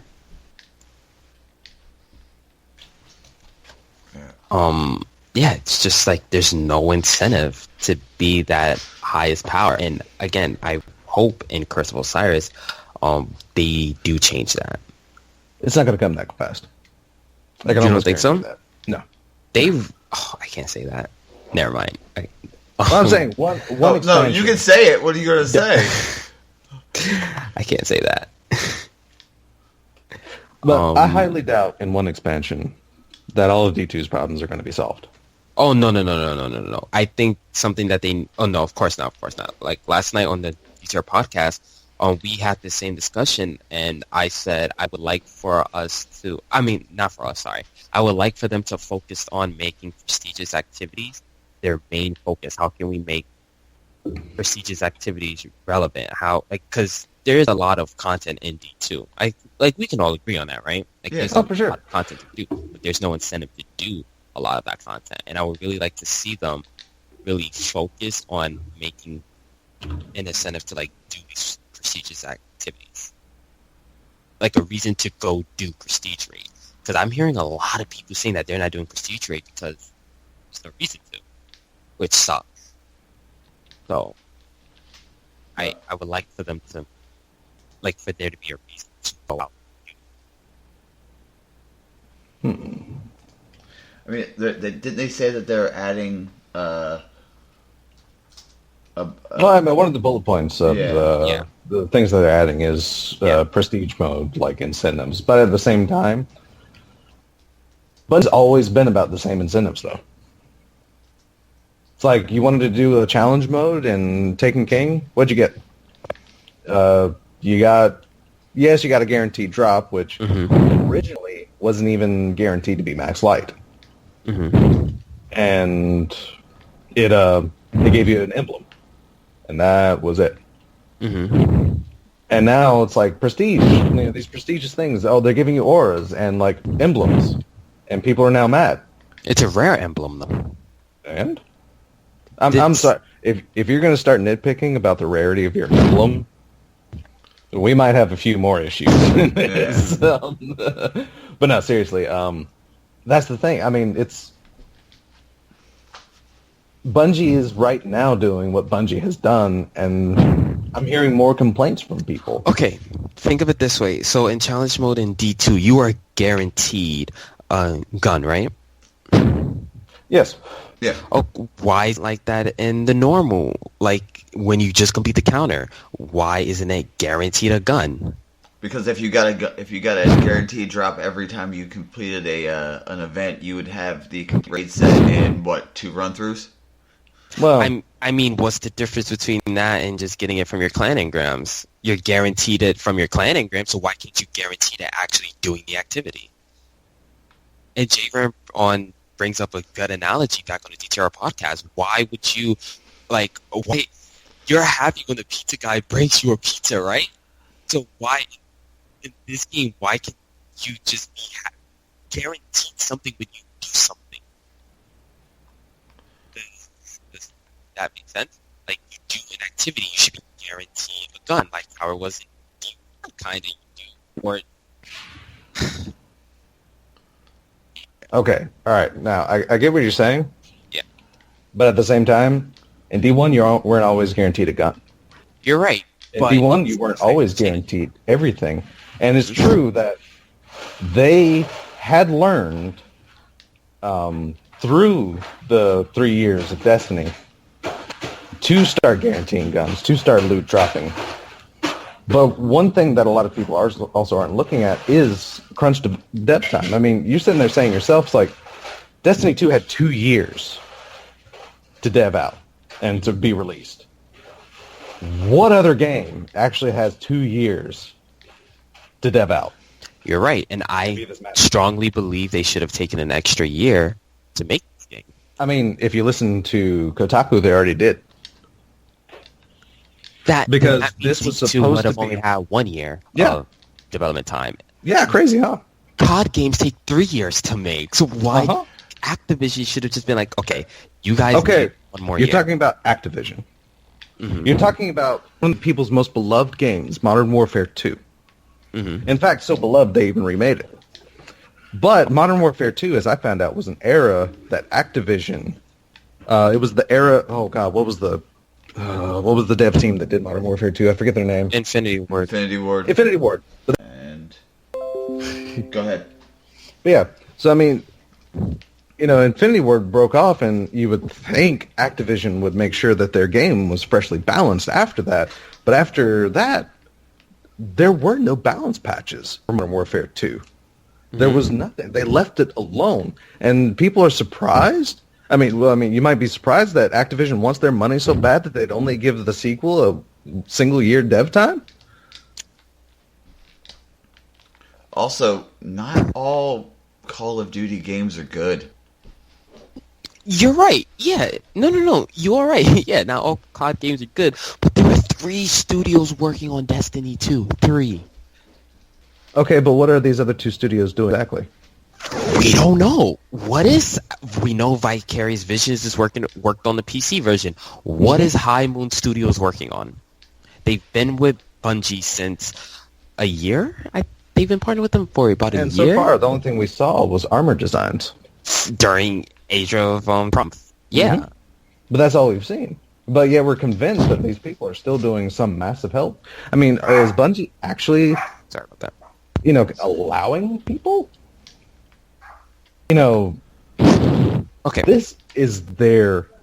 I mean, to understand Bungie's history is one thing, because Bungie, while working on Halo, which they were a game design company that had pretty much never done an FPS before, and they came out with Halo, like the rough idea. You think Microsoft had that idea before they bought them? No, Halo was actually 100% developed, thought out by Bungie. And Microsoft swooped in and bought it. But they didn't just buy, the game. They bought the IP. Halo became Microsoft's.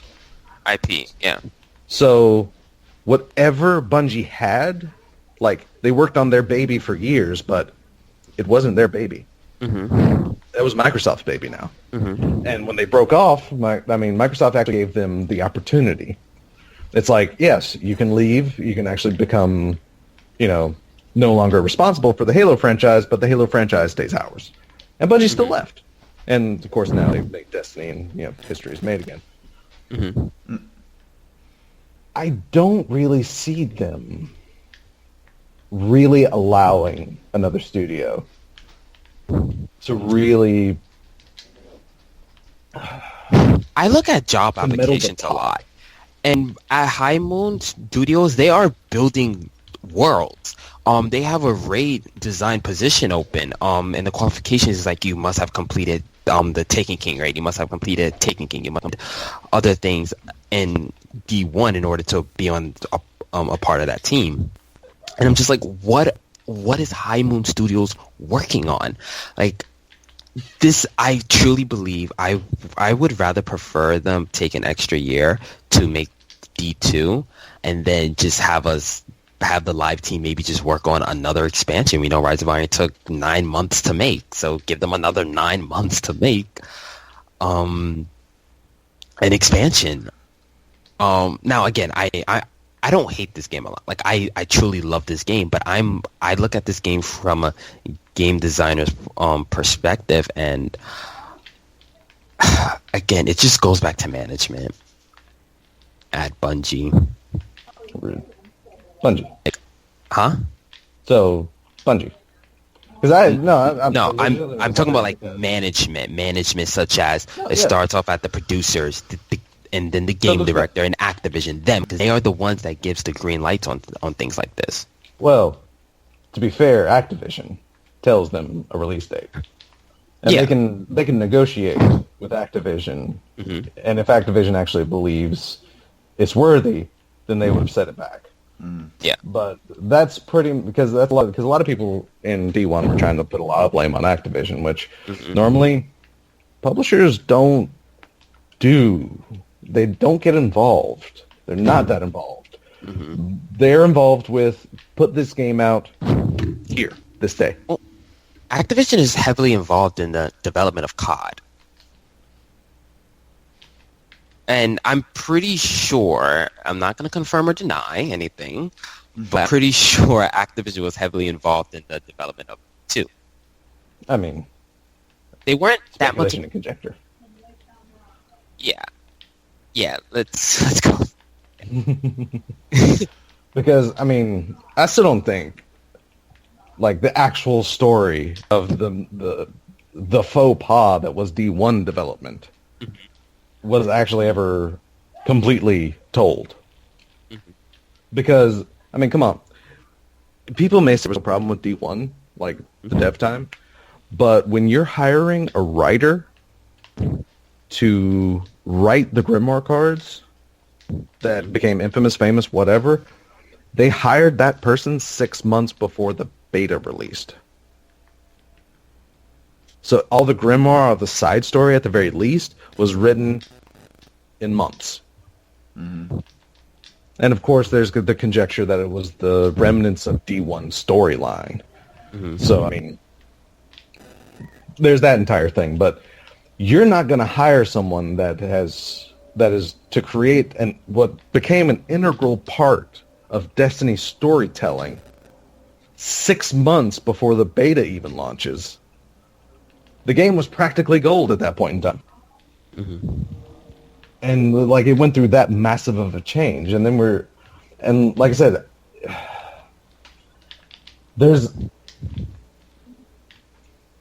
Because again, like I said, we may never know like the entire story of why D2 is like this.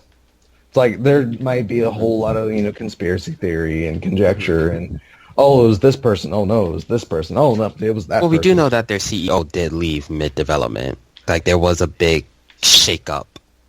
Oh, yeah. But I mean, also half of Bungie's staff like left in D1 development time. So I mean, they did hire a lot of new people. Well, like I said, their Grimoire writer, their original Grimoire writer, he was one of those hires. The guy that did the music, that was a big messy faux pas. Let me tell you what. Yeah. Nah, I'm not hating on any of the people who work there now. Like they are talented people, and some of them have become some of my great friends. So, it's just really sensitive for me to talk about some of these topics. I mean, it's fun because I love passionate conversations, and of course, yeah. And I respect everyone's opinion. Like I do love D2 a lot. Like it's a great game. But of course, there's always room for improvement. For sure. And that's the thing, because would I have enjoyed a D2 that had better features? Mm-hmm. Yes, I actually would have loved that a lot better. Yeah. But I'm the type of individual. I'm usually capable of seeing like both sides of an argument. I can put myself in like these shoes and go, well, so I try and stay as understanding as possible, which, of course, in today's atmosphere is known as Bungie shilling or white knighting. Yeah. Where I just try to be very understanding and logical. Mm-hmm. But that's just what I do, because I know if game development, and here's the thing, because a lot of people are complaining, like this sparks conversations that are really weird, because people are like, well, if games were like they used to, then we wouldn't have these games that barely worked at launch or was barely there at launch. Like how they used to. Okay, let me tell you how things used to be. Mm-hmm. Legacy of Kain, Soul Reaver. Talked about a bit a couple weeks ago. Last week. Okay, but here's the thing. Soul Reaver, if they actually had the dev time to do what they wanted to do, it would have stopped at Soul Reaver. That game became a trilogy because they never could complete a game. Until Legacy of Kain Defiance. And then they finally completed a game. Like, they did everything they wanted to do, I think. Mm-hmm. But there's so much cut content on disc for Soul Reaver, for Soul Reaver 2, Blood Omen 2. These games would not have existed if Soul Reaver had a proper development time. Mm-hmm. And let's talk about, patches. Well, okay, let's talk about, like, Battletoads for Game Boy, Turbo Tunnel, one of the most infamous things in gaming history. Sucked. Was completely unfair. We were stuck with it as kids. There was a patch like, okay, we can make it a little easier for most people to get by. Or you can, like, a difficulty choice and add it into the game. No, that wasn't possible. It's like a lot of people put on these rose-colored glasses when they view into the past. It's like, oh my god, this era of gaming, you didn't have to wait on loading times of when games were actually complete. Not really. Yeah. Like, there's still these stories in the past, but in the past, once you put it on disc, unless it was a PC game, it's done. It was over. Mm-hmm. That's the game you played, because that's the game you were stuck with, especially back in the day before internet and crap anywhere, back in the NES days, or even freaking Atari game. Do you think Pac-Man was the most perfectly programmed thing back in the day? Good God, no, that game is hard as balls. I tell you what, some of that tracking on, like, hitboxes, that's like a completely different story. But like I said, people like put on these rose-colored glasses and look into the past and go, wow, if only it could be like back when I was a kid with my N64. It's like, dude, please. Dude, please. It's like, but these are the conversations that get started, and people just don't realize like back in the day, they just covered their tracks a little better. Mm-hmm. A little better. not really, because as soon as you get data mine into games, like I said, Soul Reaver, cut content, cut lines, cut script lines, cut characters. And such. Yeah, cut characters, cut cut power-ups, cut plot points, there's all kinds of things that were still on the disc, shipped.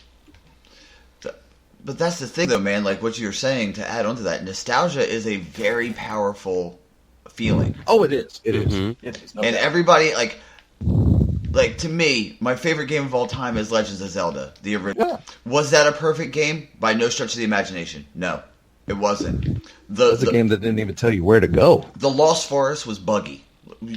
Oh, yeah. And, even if you knew how to get out of it, sometimes it didn't work. And we think of, this goes back to the whole nostalgia of when people compare Destiny 1 to Destiny 2.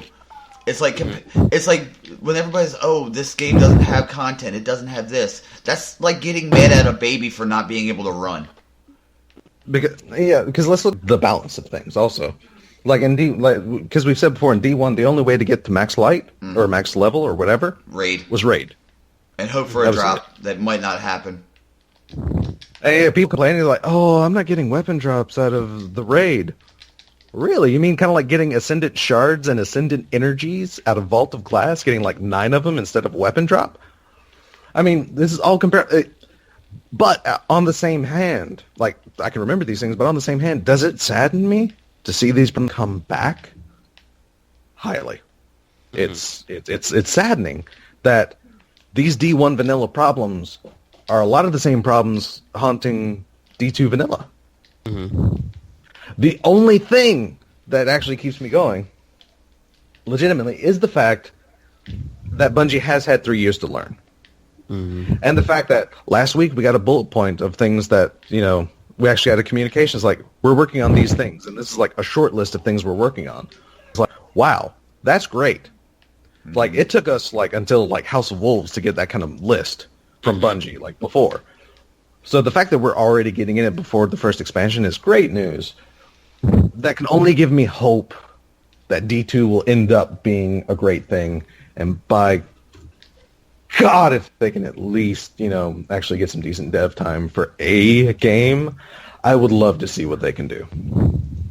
It's like, I would love to see the type of game that they can make where nothing's wrong and they have a good 3-year development cycle to put into it. It may never happen, sadly. Mm-hmm. Bungie may be forever cursed in the game dev side of things. But the fact that they've taken the lump of crap that was D1 and turned it into gold, so much so that Activision saying that D2 is the best-selling, one of the best-selling games this year. Mm-hmm. And it's still kind of a lump of crap in areas. It can be. Like I said, I'm not gonna pretend everything is hunky-dory, because I do have negative opinions about this game. There's certain things I don't like the raid going back to not being rewarding. It's like the fact that the underbelly to get your extra tokens or loot chances is this big whole convoluted maze. Mm-hmm. Why? It's like getting to the extra chest if the Templar didn't teleport was fun. But you've taken that, multiplied it by 5, and applied it to every extra chest in the game. Bungie, please. What I say is the game great? Yes, Destiny 2 is a great game. Is it a perfect game? By no stretch of the imagination. Okay. No. What I will say, yes, it is a good game. But what it definitely is, and like I said, another thing I'm excited for, it is a great foundation. Yes. Yes. It has potential. It's a better foundation than D1 vanilla ever was, because D1 had so many more problems than D2 had. Yes. But, like I said, it has such a better base. I cannot wait to see what they make out of it. Because, look at what they did for D1. Every expansion that came out after House of Wolves, the player base, they sold more and more and more. Mm-hmm.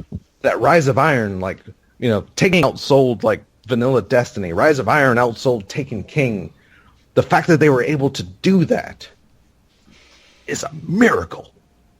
like legitimately. Yeah. Because you see Call of Duty's numbers like steadily declining, and they're like, and again they have 3 dev studios trying to work out problems, but their numbers are steadily declining, and this one dev team that's being stretched way too thin for what they've bit off is increasing their sales every time they release something. Mm-hmm. That's, I mean, that's in and of itself, like I said, miracle. That's a miracle on 31st Street. They turned chicken shit into chicken salad. Yeah. And it's a great analogy. Sometimes I can grab perfection. Very few times though. So I mean, like I said, I will defend this game, but at the same time, yeah, I have my issues with it. I mean, do I want to see things better? Of course I do, because my God, I'm just the type of person. I'm willing to wait, because like I said, House of Wolves started to turn D1 around into what it became in Rise of Iron. Like that, everyone can agree that was the turning point for D1. That's when things really started getting better. Mm-hmm. I'm willing to wait for the Warmind expansion to see exactly. I mean, if 90% of my concerns are covered in the Curse of Osiris expansion, then, happy day, because that's going to be amazing. But I'm willing to give them until the next expansion before I really start getting aggravated. As a consumer. When I see things like, oh, this is, oh, they're not doing this, they're not doing that, they're not doing this, I think of the one bit from Family Guy when the Pope, when Peter's making fun of the Pope, and the Pope's like, God smite him, he's cooking something up. I'm thinking like, just keep talking. Like, I always want to be like, everybody's entitled to their opinion, and I love hearing people's opinions. I do. But I also love when people can realize, like, I fucked up. You know what I mean? Like, sure. Yeah. Talk all that reckless shit all you want. But when Bungie brings the hammer and they're cooking something up, just be ready to be like, I take back what I said. Because a lot of these naysayers, a lot of these salt miners, as I call them, the Cheeto Fingers world, they have something real, they have something coming. They definitely do. Because if I'm not saying by any stretch of imagination, I think Rise of Osiris will be perfect. But I'm ready for them to be like, I hate this game, and then December 6th, this game is fucking great. That's what I'm waiting for, because that's coming. Mm-hmm. Oh, you know it's coming. And when that comes, I will be there to be like, what happened? And a lot of the issue also with like these people is the fact that they get inspired by like their content creator of choice and such, which boy, they're opinionated to the effect that Subcult actually had a poll on Twitter that had recently ended. And I'm well aware. Well, that's the thing, because this poll had like 1,000 freaking ended up having like 1,000 votes. And if I can actually like find where it was like for the choice, here it is. So the choice, because he wanted basically people's honest opinion about Destiny 2. And the choices were, it says, better than Destiny 1, as good as Destiny 1, Destiny 1 was better, don't play Destiny 2. This poll had 1,288 votes. Yeah. It was a thing. But it came down that, at 43% of people said Destiny 1 was better. Well, yeah, seems about. I can't agree with that, because, like I said, D2 as a base was so much better, and that's like confirming everything, that the fact that a lot of these people's opinions come from God, I don't want to sound like one of those guys, but it's like they're basically just herds of sheep flocking to their shepherd and then respouting out their own, their favorite shepherd's like opinion as their own. Because let me tell you what, for there to be no incentive to do anything, and for there to be no content for people to do, I sure do find it amazing that Destiny 2 has the same issue that Destiny 1 had, and the fact that only like 20% of the player population on PS4 has even completed a raid. Like, how can people not know things are incentive enough for them if they're not even giving the content a try? Yeah. Yeah, the Belly of the Beast, like, trophy, only 20% of people on PS4 have it. Well, maybe people are trying it, but they just can't complete it. Well, because I don't have that trophy myself, but that's because it's not the fact that I don't like the incentive, it's just the fact that I don't... Yeah. See, a lot of people see it negatively that, I don't feel pressured to do the in-game activity. Thank you, Bungie, for not pressuring me to complete your raid. It's like, I kind of got tired of that in D1. So, thank you for actually, like, making having optional. having different, like, lanes of, am I 305? No, but my characters are 300. Do I really care about hitting max light? Not really, because, like I said, the illusion of max light was 5 light never mattered. Like, never. You needed to be increments of 10, really, to feel like a light difference in D1. So 5 light never mattered.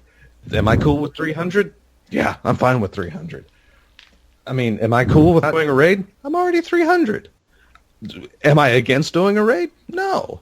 Do I know it's probably going to be a lot of tokens? Yes, because every time I've tried the raid, I've tried the raid like, 4, 5 times? Like, just various parts and pieces of it. I have 44 tokens. In fact, out of all of the parts of the raid that I have tried, I've only gotten like 2 actual drops. None of them armor. Absolutely no armor. I'm starting to think this armor thing from the raid is a myth. Because I haven't seen it. But actually, I have seen cloaks drop, so I've gotten my armor from the from Benedict.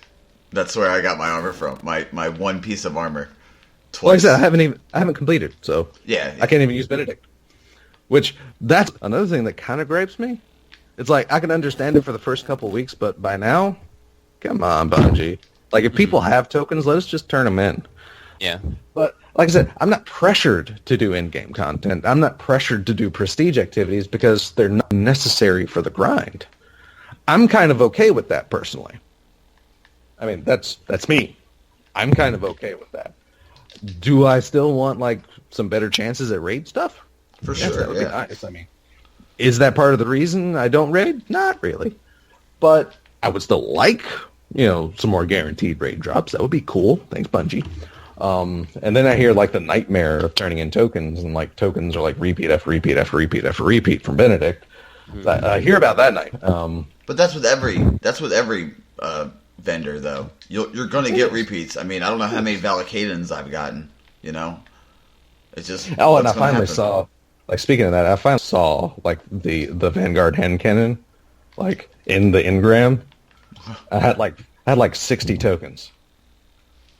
Still didn't get that freaking hand cannon. Christ, man. Oh, the Midnight Cool? I can't remember its name. No, that's... Are you talking about the Ray hand cannon? No, No. Vanguard. Oh, I'm sorry. There's one in the Vanguard. It's an Oblon hand cannon. It was elusive because I never did even see it in the engram for like the first month of Destiny 2, and then I finally saw it yesterday and tried for it, and no. Sadly, no. Yeah, sadly, no. Like, I do feel like the loot and giving the guns is a massive step backwards, like from the smart loot that we had in Rise of Iron. Because God, and one thing I will say this again because I want it back. Let us choose between a weapon and an armor drop again. It took us 3 years to get that in Destiny. Like, please, Bungie. You did it for D1. I know you could do it for D2. I know. Because like I said, this foundation is better. It's like, it's got to be, right? I mean, come on, Bungie. You see, I would be okay with that. But, like, smart loot, the fact of, I don't have this, I'm gonna get this for like exotics doesn't make sense to me because the exotic pool is so shallow. Which is another sad part. Well, I mean, like we've already talked about, they're bringing back and adding more exotics. Graviton Forfeit is coming back. I don't know what they're going to make that because it gave you a dodge. Every class has a dodge now. What are they going to do? Make it better? Like Improved dodge. Actually, yeah, and that's another thing though, because a lot of people are saying that they're getting fed up with returning exotics, like making up most of like the exotic pool. When it comes to weapons, the only returning we had was Mida. Oh, and Hard Light. Oh yeah, Hard Light too. My bad. Okay, my bad. I forgot about Hard Light, which is very easy to do. But Hey. Okay, so that's 2. Hey, we got feelings too, motherfucker. God damn. That's the first cut's the deepest, right? Fuck.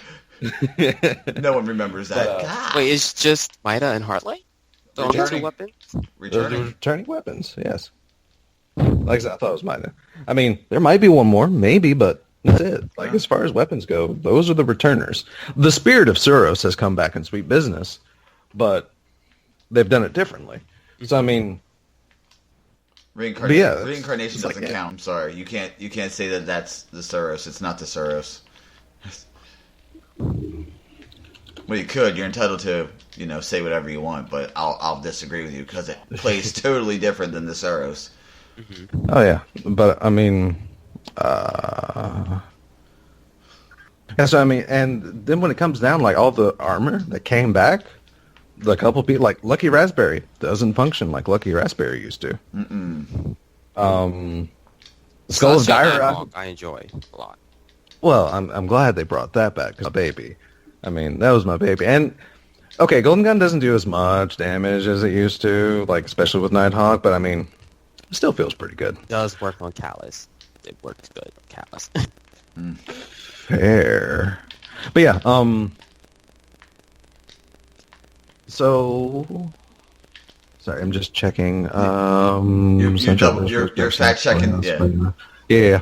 Legend of Arceus, Tractor Cannon, Graviton, Vigilance Wing, Hard Light, Merciless Skyburners, Mida, Sweetness, Cold Heart, Wardcliff, and yeah, that's like double checking on the tracker database. Yeah, those are the only 2 returning exotic weapons out of like the pool, which that's not even 20%, I think.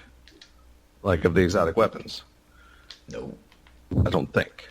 Like it might be close, but I mean it's not quite there. And like I said, the armors that come back usually do something different. Even Celestial Nighthawk has changed the fact that if you kill a target, it explodes now. It gives you part of the Gunslinger perk back. Instead of just over-penetrating. Which I kind of enjoy the over-penetration a little better. But, nitpicky. Yeah, Skull of Dire Ahamkara, they made that amazing by giving it not only the old Skull of Dire Ahamkara, but mashing it fusion dancing with the Obsidian Mind. Mm-hmm. So it's like, oh wow, so now it does 2 subpar exotics been combined to make a pretty good little thing. It is pretty fun. It is pretty fun. I'll give you that. Yeah.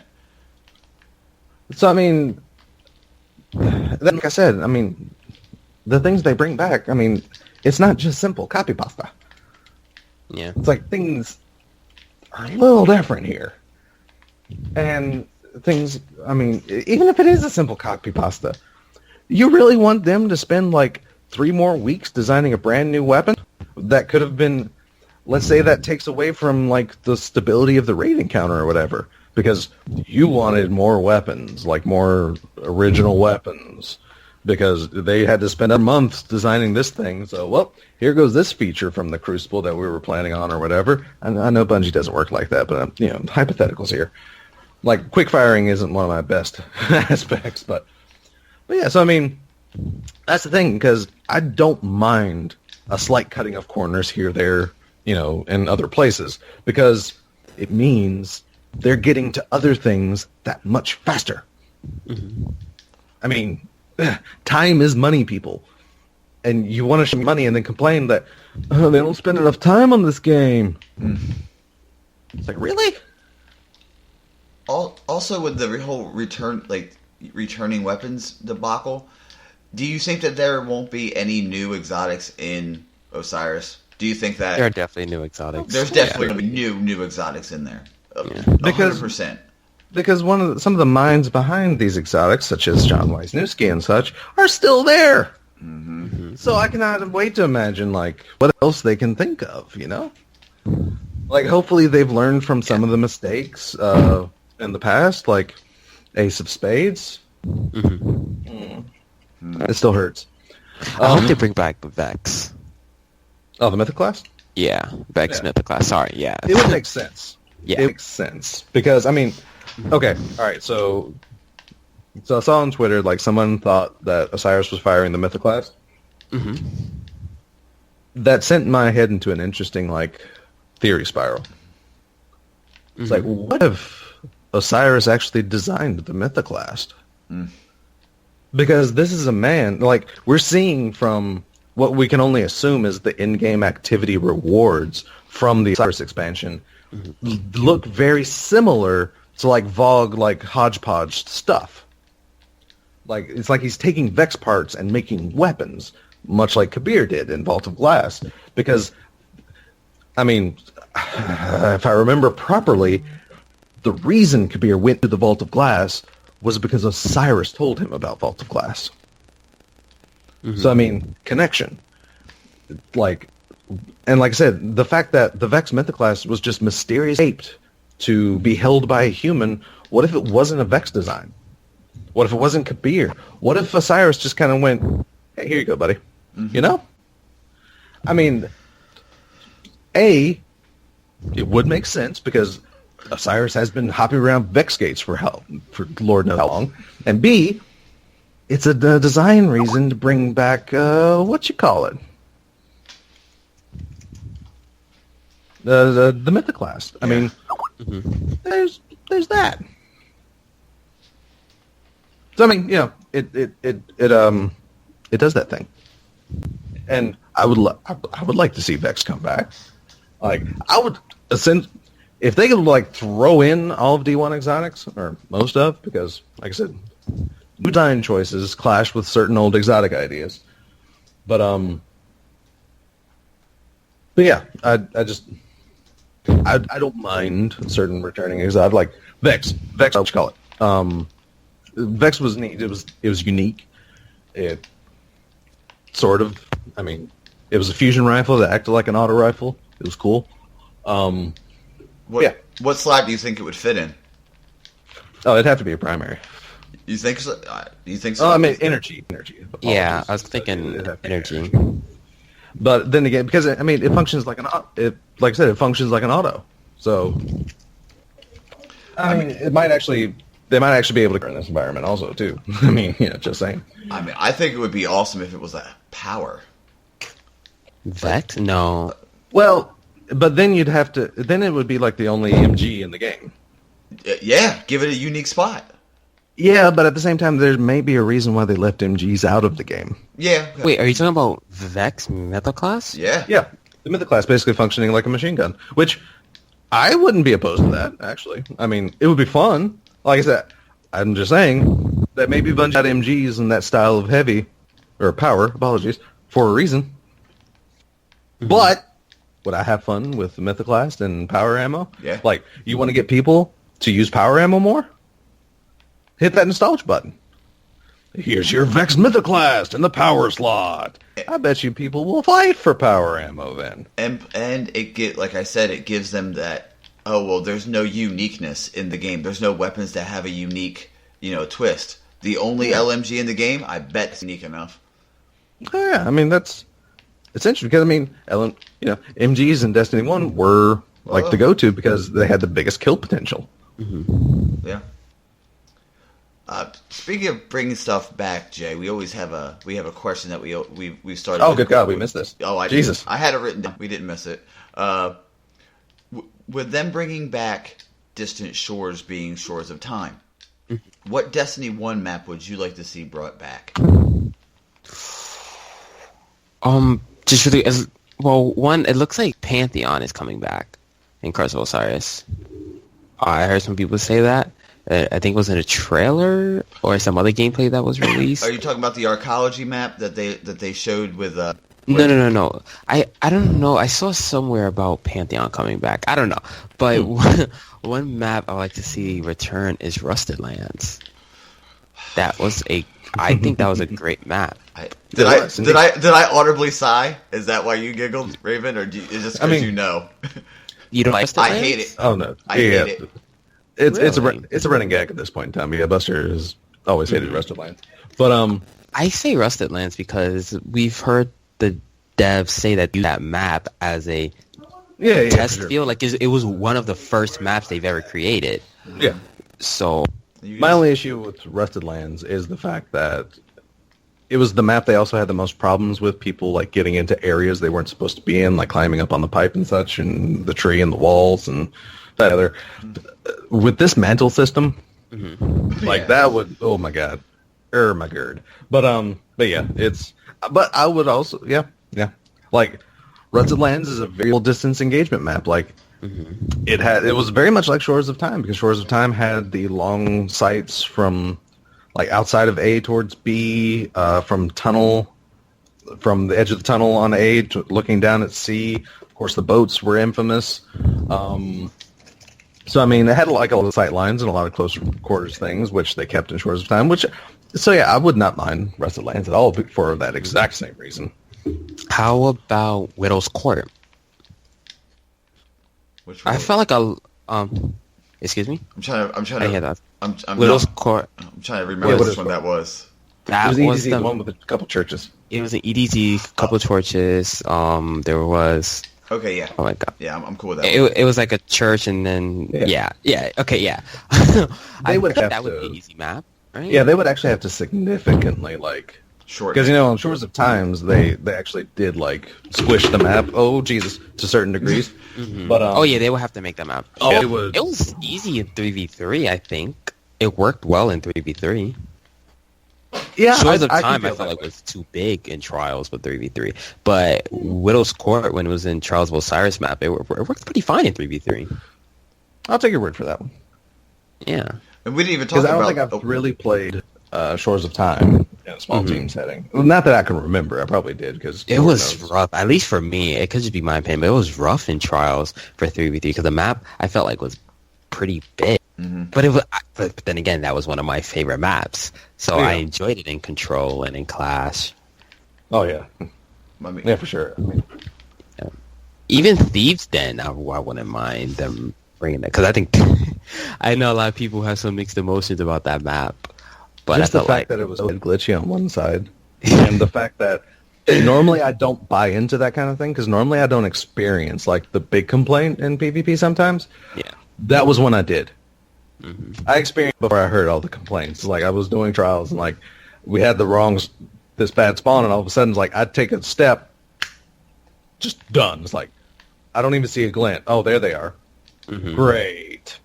So that's my sour memories for Thieves Den. Like I'm pretty much like I learned, but I'm okay with it. But that initial thing, like as soon as I hear it, kind of gives me a sour. Like I mean, Sniper's not really that used too much in Trials. Well, it depends on the game mode. I feel like Thieves Den would be pretty good in Countdown. Oh yeah. It depends how they place. Yeah. They place the bombs. Yeah. I get Widow's Court and Thieves Den confused. That's why I was like, which one was that? I get in my head. It's just it's wrong, but I get it confused. I mean, could they change? Do I think that they could change the way that Rusted Lands works to make it better? Yeah, I mean they did a great job with Distant Shores. I mean, they kept the spirit of it. I do think it's hilarious though, because Shores of Time was, even though Rusted Lands was their first developed map, the first map they released to play on for Destiny was Shores of Time, because that's what we played a lot in the beta. And then Rusted Lands, I think, came with like Iron Banner. Or is that the other way around? Was it Rusted Lands and then Shores of Time for Iron Banner? Yeah, during the beta? I think that's what it was. Okay, I can't remember that far back. I think it's a strike verse it type of situation. Yeah, okay. That's fair then. But either way, it's still one of our first two maps. and it becomes like the first, nostalgia map that we get is a cool thing. I mean, I'm okay with them bringing maps back. I mean, I like that they're making the new map, because we did get the preview of the new map that was in the archaeology on Titan. Mm-hmm. That looked very variable, because that's the way they build maps now. There's variable distances. Like there's that little dip that the archaeology has. There's hallways and stuff. That's where they showed the Telesto. They also showed a very interesting emote at the end of the video. I don't know if you guys caught that. The selfie. The Warlock came in, dropped a Nova Bomb, spun the camera around, and then did a selfie, which I think is going to be the way people teabag now. Oh, yeah, for sure. Good God. The fact that they've already, showed off, the mic drop and the selfie, oh, yeah, there's going to be all new levels of disrespect for once those drop. And, I mean, the map looked interesting. It looked like it's going to be a fun little run around, get in there and have some fun type of deal. Raven, are we forgetting anything that we normally cover? I mean... Well, there's always Squid Face. Yeah. Which, I mean, he's there. Jay, do you have time to talk about what Xur has? Or I mean, I know you have family time. You're going to go see Thor Ragnarok, and I cannot tell a man not to go see Thor. Can't do it. I know, right? What? Yeah, sure, Thor. I'm Thor. I mean Xur.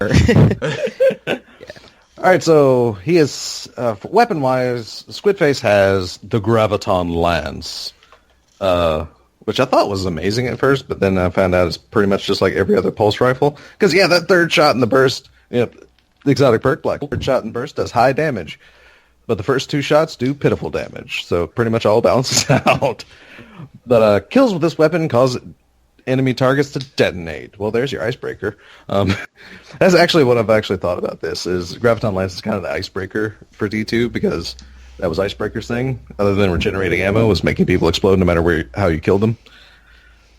It's a thing. It's a weapon. Anybody else have an opinion on it? I mean, the ornament makes it look better. That's true. I mean, it's very... I don't know. It's almost like bedazzled with the ornament, though. Mm-hmm. Yeah, a little bit. But I mean, it's not. It's an interesting design and everything. Like I said, I was cool with it, thinking more damage, but it actually just does the same amount as any other impulse rifle in its archetype, I think. There's not much of an advantage to use it, and then you have that weird kick for the third round in the burst. So it's meh. It's decent. Jake, do you have experience with the lance? Yes, that was actually the first weapon I guess you can say purchased, quote unquote, from. I forgot. I think it was on IO. It was Sloan. Oh, Sloan. Yeah. I enjoyed it. It's good. I haven't used it. No, crap. It might have been. No, Asher gives weapons. It was Asher. Okay. I get them. I get what they give confused, because Sloan gives armor, Asher gives the weapon. Whoops. Yeah. I enjoyed it. I think it was a great. It's good in PvE at first, like when you were a low level and you were just getting into the game. It's a good starter choice. Yeah, I'll give it that. Yeah, it's a good starter choice. I think I chose that one because Sunshot and Risk Runner were already used in the beta. Exactly. So I was like, oh, brand new weapon. Let's try it out. Same thing for me, and it. Likewise, all didn't quite last long. It's as soon as I got something else, I was like, yeah, I'm just going to put this away. Yeah. It's fun, but then it's meh. It's there. It's just a weapon. Yeah, it's there. It's silly. Yeah. Hunters, which actually, they're selling this. I didn't need to buy it, but they're selling this. Reading its perk now, put some lights on, but for hunters, we have the young Osiris spine, arms from D1. Speaking of bringing back D1 things, exotic intrinsic perk, which is called Wish Dragon Teeth, which we've heard that term before in Books of Sorrow. Wish Dragon, but anyway,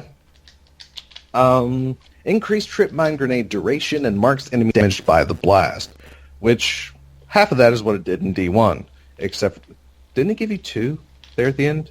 Yeah, I gave you two trip mines. Okay, and to be fair, they don't do that. Giving you 2 grenades, they did that like freaking crazy in D1.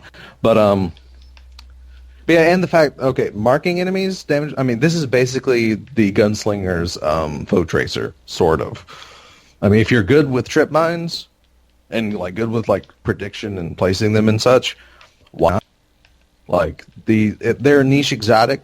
They fill a purpose. It's just not a purpose I exactly use often. Yeah, I can myself. I mean, but the fact that they do mark enemies does I feel give a midway point. It's like, no, it's not as useful as 2 grenades, but marking enemies, that's a nifty and functional thing. Like it's a good thing to use. It's not a bad thing to use. It's helpful. Yes. It doesn't hurt. Yeah. I bought them because I play Hunter now. This is probably the first time, first time, not last. I didn't have to buy anything. I had all these. That was my last week. I don't get the Titan one though. I don't understand like the design behind it. It's like a really weird design. Like it looks cool, mind you, but I just don't get it. Is it just me, or it's just like Xur has like one whole page and it's just like 5 things on it? I know, like right? It's like takes up like the whole. Like I was so triggered. Like every time I look at that, I'm just triggered. Are you? It's like the entire. Oh, you like quote unquote walk up to Xur. Here's his things. And it's 4 like items. one whole thing. It's like take up the whole screen. It's just like 5 things on it. No. Now, Des, when you say the Titan thing, were you referring to the Mask of the Quiet one? Yes.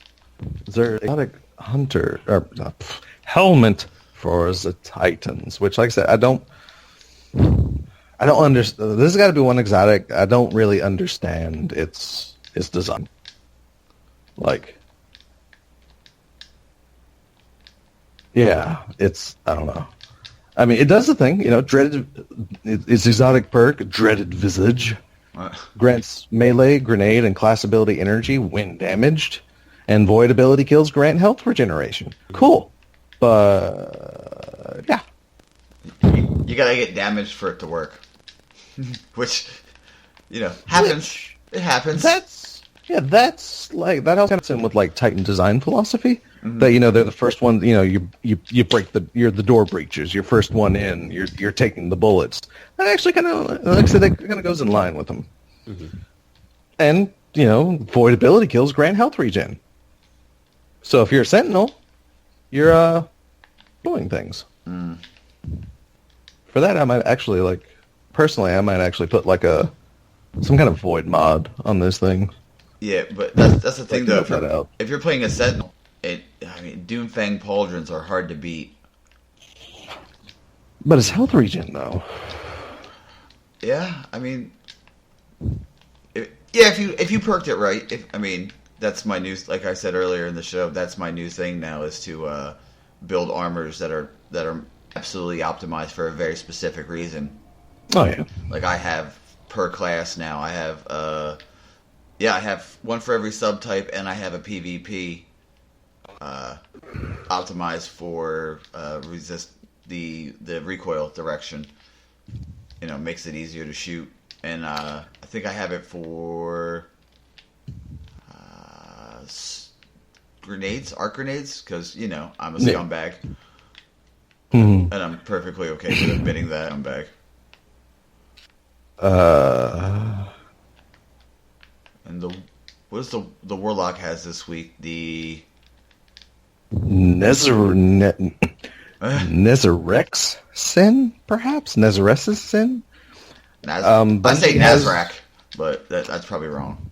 Bungie has a penchant for using words that are incredibly hard to pronounce. Just like the Cositis, was it? Oh yeah, the scout rifle. The scout rifle. Yeah, a lot of people said Cocytus, but it was, I think it was Osiris that I actually looked it up because it was like in Hades in Greek mythology. It was like, wow, that was a thing. Anyway, Ezra Sin, which that's like something I would like kind of suggest to people. It's like if you're curious about like words that Bungie uses, definitely try and look them up because 9 times out of 10 you get surprised. Nezarec Sin has abyssal extractors. Void damage kills increase ability energy recharge rate. Read that again, Des. Void damage kills increase ability energy recharge.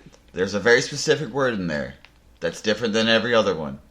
Damage, not ability. So if you have damage mod, if you have a void mod on your energy and you're using, I don't know, say Uriel's Gift, and you have the void mod on it, it's gonna help, and it is a it's drastic. You notice it. So if there's any must buy and you don't have it, buy the Nezarec Sin. Yeah, like I said, it's definitely cool because at first you think it's something for Voidwalker, but like I said, this is void damage. It doesn't have to be an ability kill. Nope. Any damage will do. I mean, would it help more with on a Voidwalker? Sure. Oh, yeah, for sure. Because you just have that much more void damage things to trigger it off of. Mm-hmm. So, Jay, what's your like thoughts and opinions on Face's inventories? Any amazing things you suggest, things you've had fun with? Because I personally haven't used Mask of the Quiet Ones. I'll admit that. I haven't used. I recommend Graviton's Lance to people to like go try out. My cousin uses it in PvP and he said it's good. I haven't like personally tried it out in PvP, so I'm trusting his opinion on this one. It's a 3-burst. Yeah, and I think that's really all I would suggest. Like one thing that irks me about Sir is waking up 5 a.m. in the morning to tweet out all his information. And now that it's being changed to 4 a.m. for me, because I live on the East Coast, it's going to kill me even more. Oh, yeah. Like, that's my only complaint about Weekly Reset is that's it. But there's going to be 1 week that you wake up and it's going to be a banger of a week. And you're going to be like, oh, I'm up. Actually, the first week, I was actually happy when he sold Merciless. I was actually really excited for that. I know, right? Because of that. Yeah. And then it was like the PvE, like, it was already shaping up to be like the next Gallarhorn. Yeah. And it's like, oh yeah, first week, here it is. It's like, oh. Like, ooh. Yeah. Our imitates life. Merciless did not get the G-Horn treatment, that's for sure. Mm-mm. It's like, I don't see people talk about it too much now. No, not anymore. But I mean, good lord, Dato did like his damage comparison video, and to find out like auto rifles, like 450 RPM auto rifles, like some of your best bet for damage, and then like any encounter, it's like, really? Yeah. It's like for someone like Dato to even like suggest like, I might run like a double auto raid rocket launcher loadout. And it's like, really? Dato? Running 2 of the same weapon? Yeah. Because, I mean, like, Merciless does do incredible damage. It's just now there's things that, for some reason, do way more. And one of those things is auto rifle. It's like, what? Mm-hmm. Like, that makes little to no sense. When Des, when you heard that, you're probably like, man, I'm going to hear it from Buster. Man, I know he's just doing a dance right now. Just dancing a jig. I held on to my baby. I was like, you know what? I like auto rifles, even when they weren't even useful. I like them. They're, you know, I held on in year 1 when everybody was like, auto rifles are garbage. And yeah, they were pretty hot garbage. I mean, there were some standouts. I'm looking at you, Shadow Price. I miss you, baby. But you say that as if I'm in a similar position. Oh, no, you totally are. Because I've always, you see, and that's the thing. I've always been a fan of hand cannons. Mm-hmm. But I've been a fan of hand cannons since beta. And in beta, hand cannons in D1 sucked balls. But I still liked them because I liked their idea. And I liked, in PvE, they still felt pretty good. But, yeah, and then D1 releases and it's like, oh, hand's pretty good. Cool. I still like hand cannons. Oh, Thorn and Last Word are like the best thing ever. Cool. I still like hand cannons. Oh, because of that, like, all hand cannons are pretty much trash because of, like, the phantom bullets. Hand cannons are still pretty good. Oh, we're going to give them like next to no ammo. Fine, hand cannons are still pretty good. P2, hand cannons. Kind of meh. I still like them. I still run around with better devils on occasion. I don't get kills with it, so I switch to something else. But at least try. And a PvE, I'll use it on occasion. But I mean, still a fan of hand cannons. Right now, they're kind of garbo. Yeah. They are alright. It's on PC though. They are good. Well, almost everything can be good on PC because you're not managing recoil direction. Yeah. It's like I'm watching people's videos on PC. It's like, oh my god, the meta will change. It's like, oh wow, you mean the meta will be like an actual meta, and like you just use what you want to use because, I mean, like it is an idea that they gravitated towards. Like if you're using mouse and keyboard, oh, you don't have to fight recoil. Yeah. So that takes away like a lot of the issues with a lot of weapons like that I have, because if you're not fighting recoil and everything's just basically point and click at their head, then there's a lot of weapons that become it. You don't even have to worry about an entire stat. It's like stability. Stability still becomes because that's your grouping, but recoil direction, no, you don't have to worry about that anymore because it doesn't matter if you're on mouse and keyboard. I mean, it's still something you have to worry about if you're switching to controller at any point in time. And as onto that, we got a couple friends of the show. We have a large of that I think of as friends, and I watched Blessius. He put out a video, and he's been playing Destiny 2 on PC because it's the new OS. And as a content creator, why wouldn't you want the prettiest version? You know what I mean? And he's been getting a lot of saltiness, just epic amounts of Morton salt poured on. Like if you go to console, if you don't go back to console, I'm gonna watch your videos. I'll unsubscribe. And he put out a video going, basically expressing why, like, because he was like, I guess you guys come to watch my videos because he does he focuses on one weapon and talks about it. He doesn't do guides or nothing. He doesn't break it down like that. He'll just talk about how he likes the weapon and play a game. And he flashed some of his comments, and I was watching it just in shock. I guess we're all content creators because we do a podcast, but we're not like that. Making a video on YouTube takes a lot of work. It does. It takes a lot of work. It's not just, I recorded this video, add it, and go. No. It takes, you got to write a script. You got to do all this, and you guys don't. Just be appreciative that someone takes the time and put out four or five videos a week. That's a video a day, and that might be 3 hours of his day, and we don't know, what if he has a day job or however it works. A lot of people think, because you're on YouTube, this is what you do.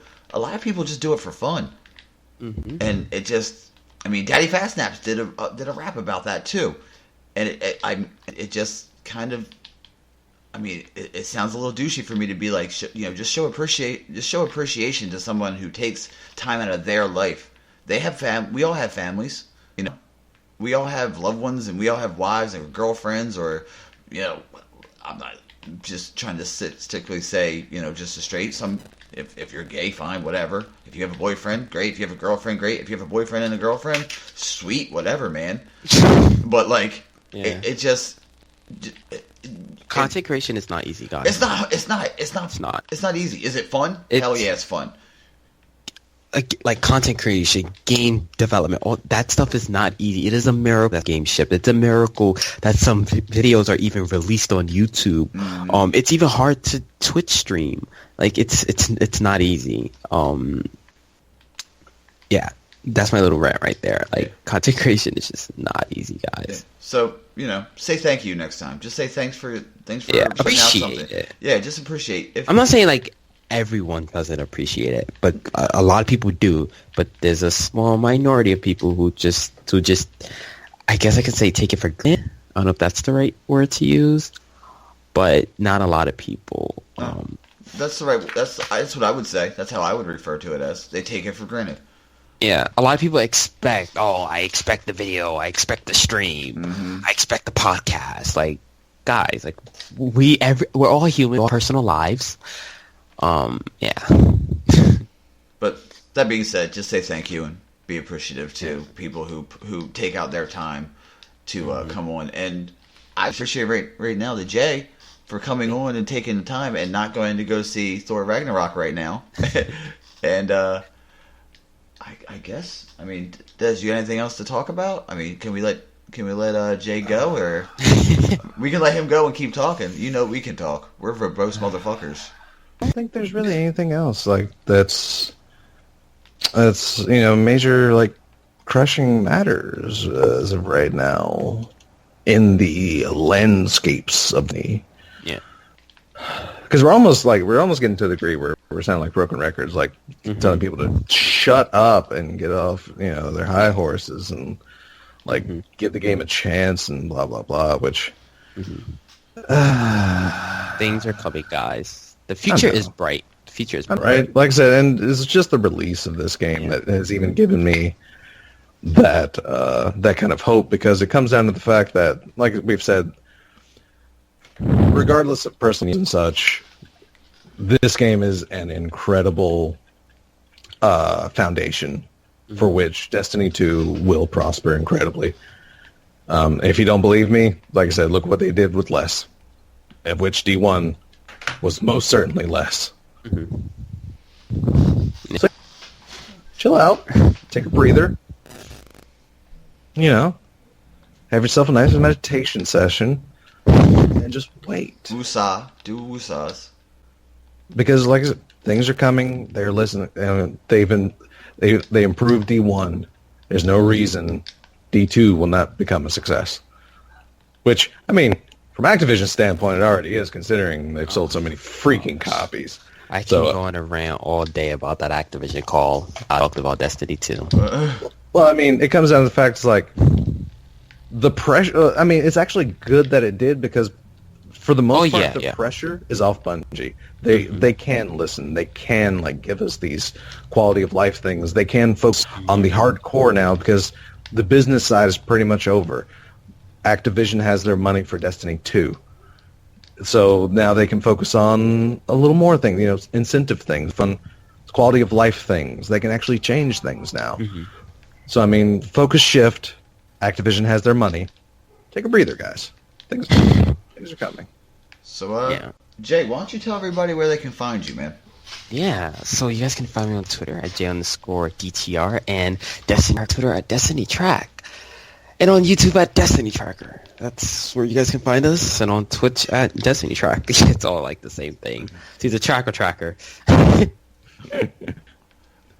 And the Destiny Tracker podcast. Sorry, I totally forgot about that. At Destiny Tracker podcast on all services. I was wondering. How do you forget your own podcast? I know, right? Dude, it's still early morning. I didn't have enough coffee yet. And then it's like, podcast. No. I'm gonna be like, you're missing something. Do I say it? Do I help? What do I do?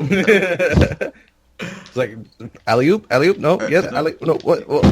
Who's on first? You got this. You want me to take this? Who gets this? I know, right? I can help. I can help. Yeah.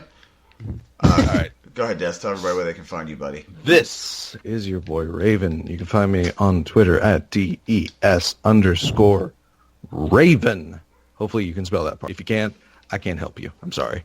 You can search me on YouTube, Death Switch Raven.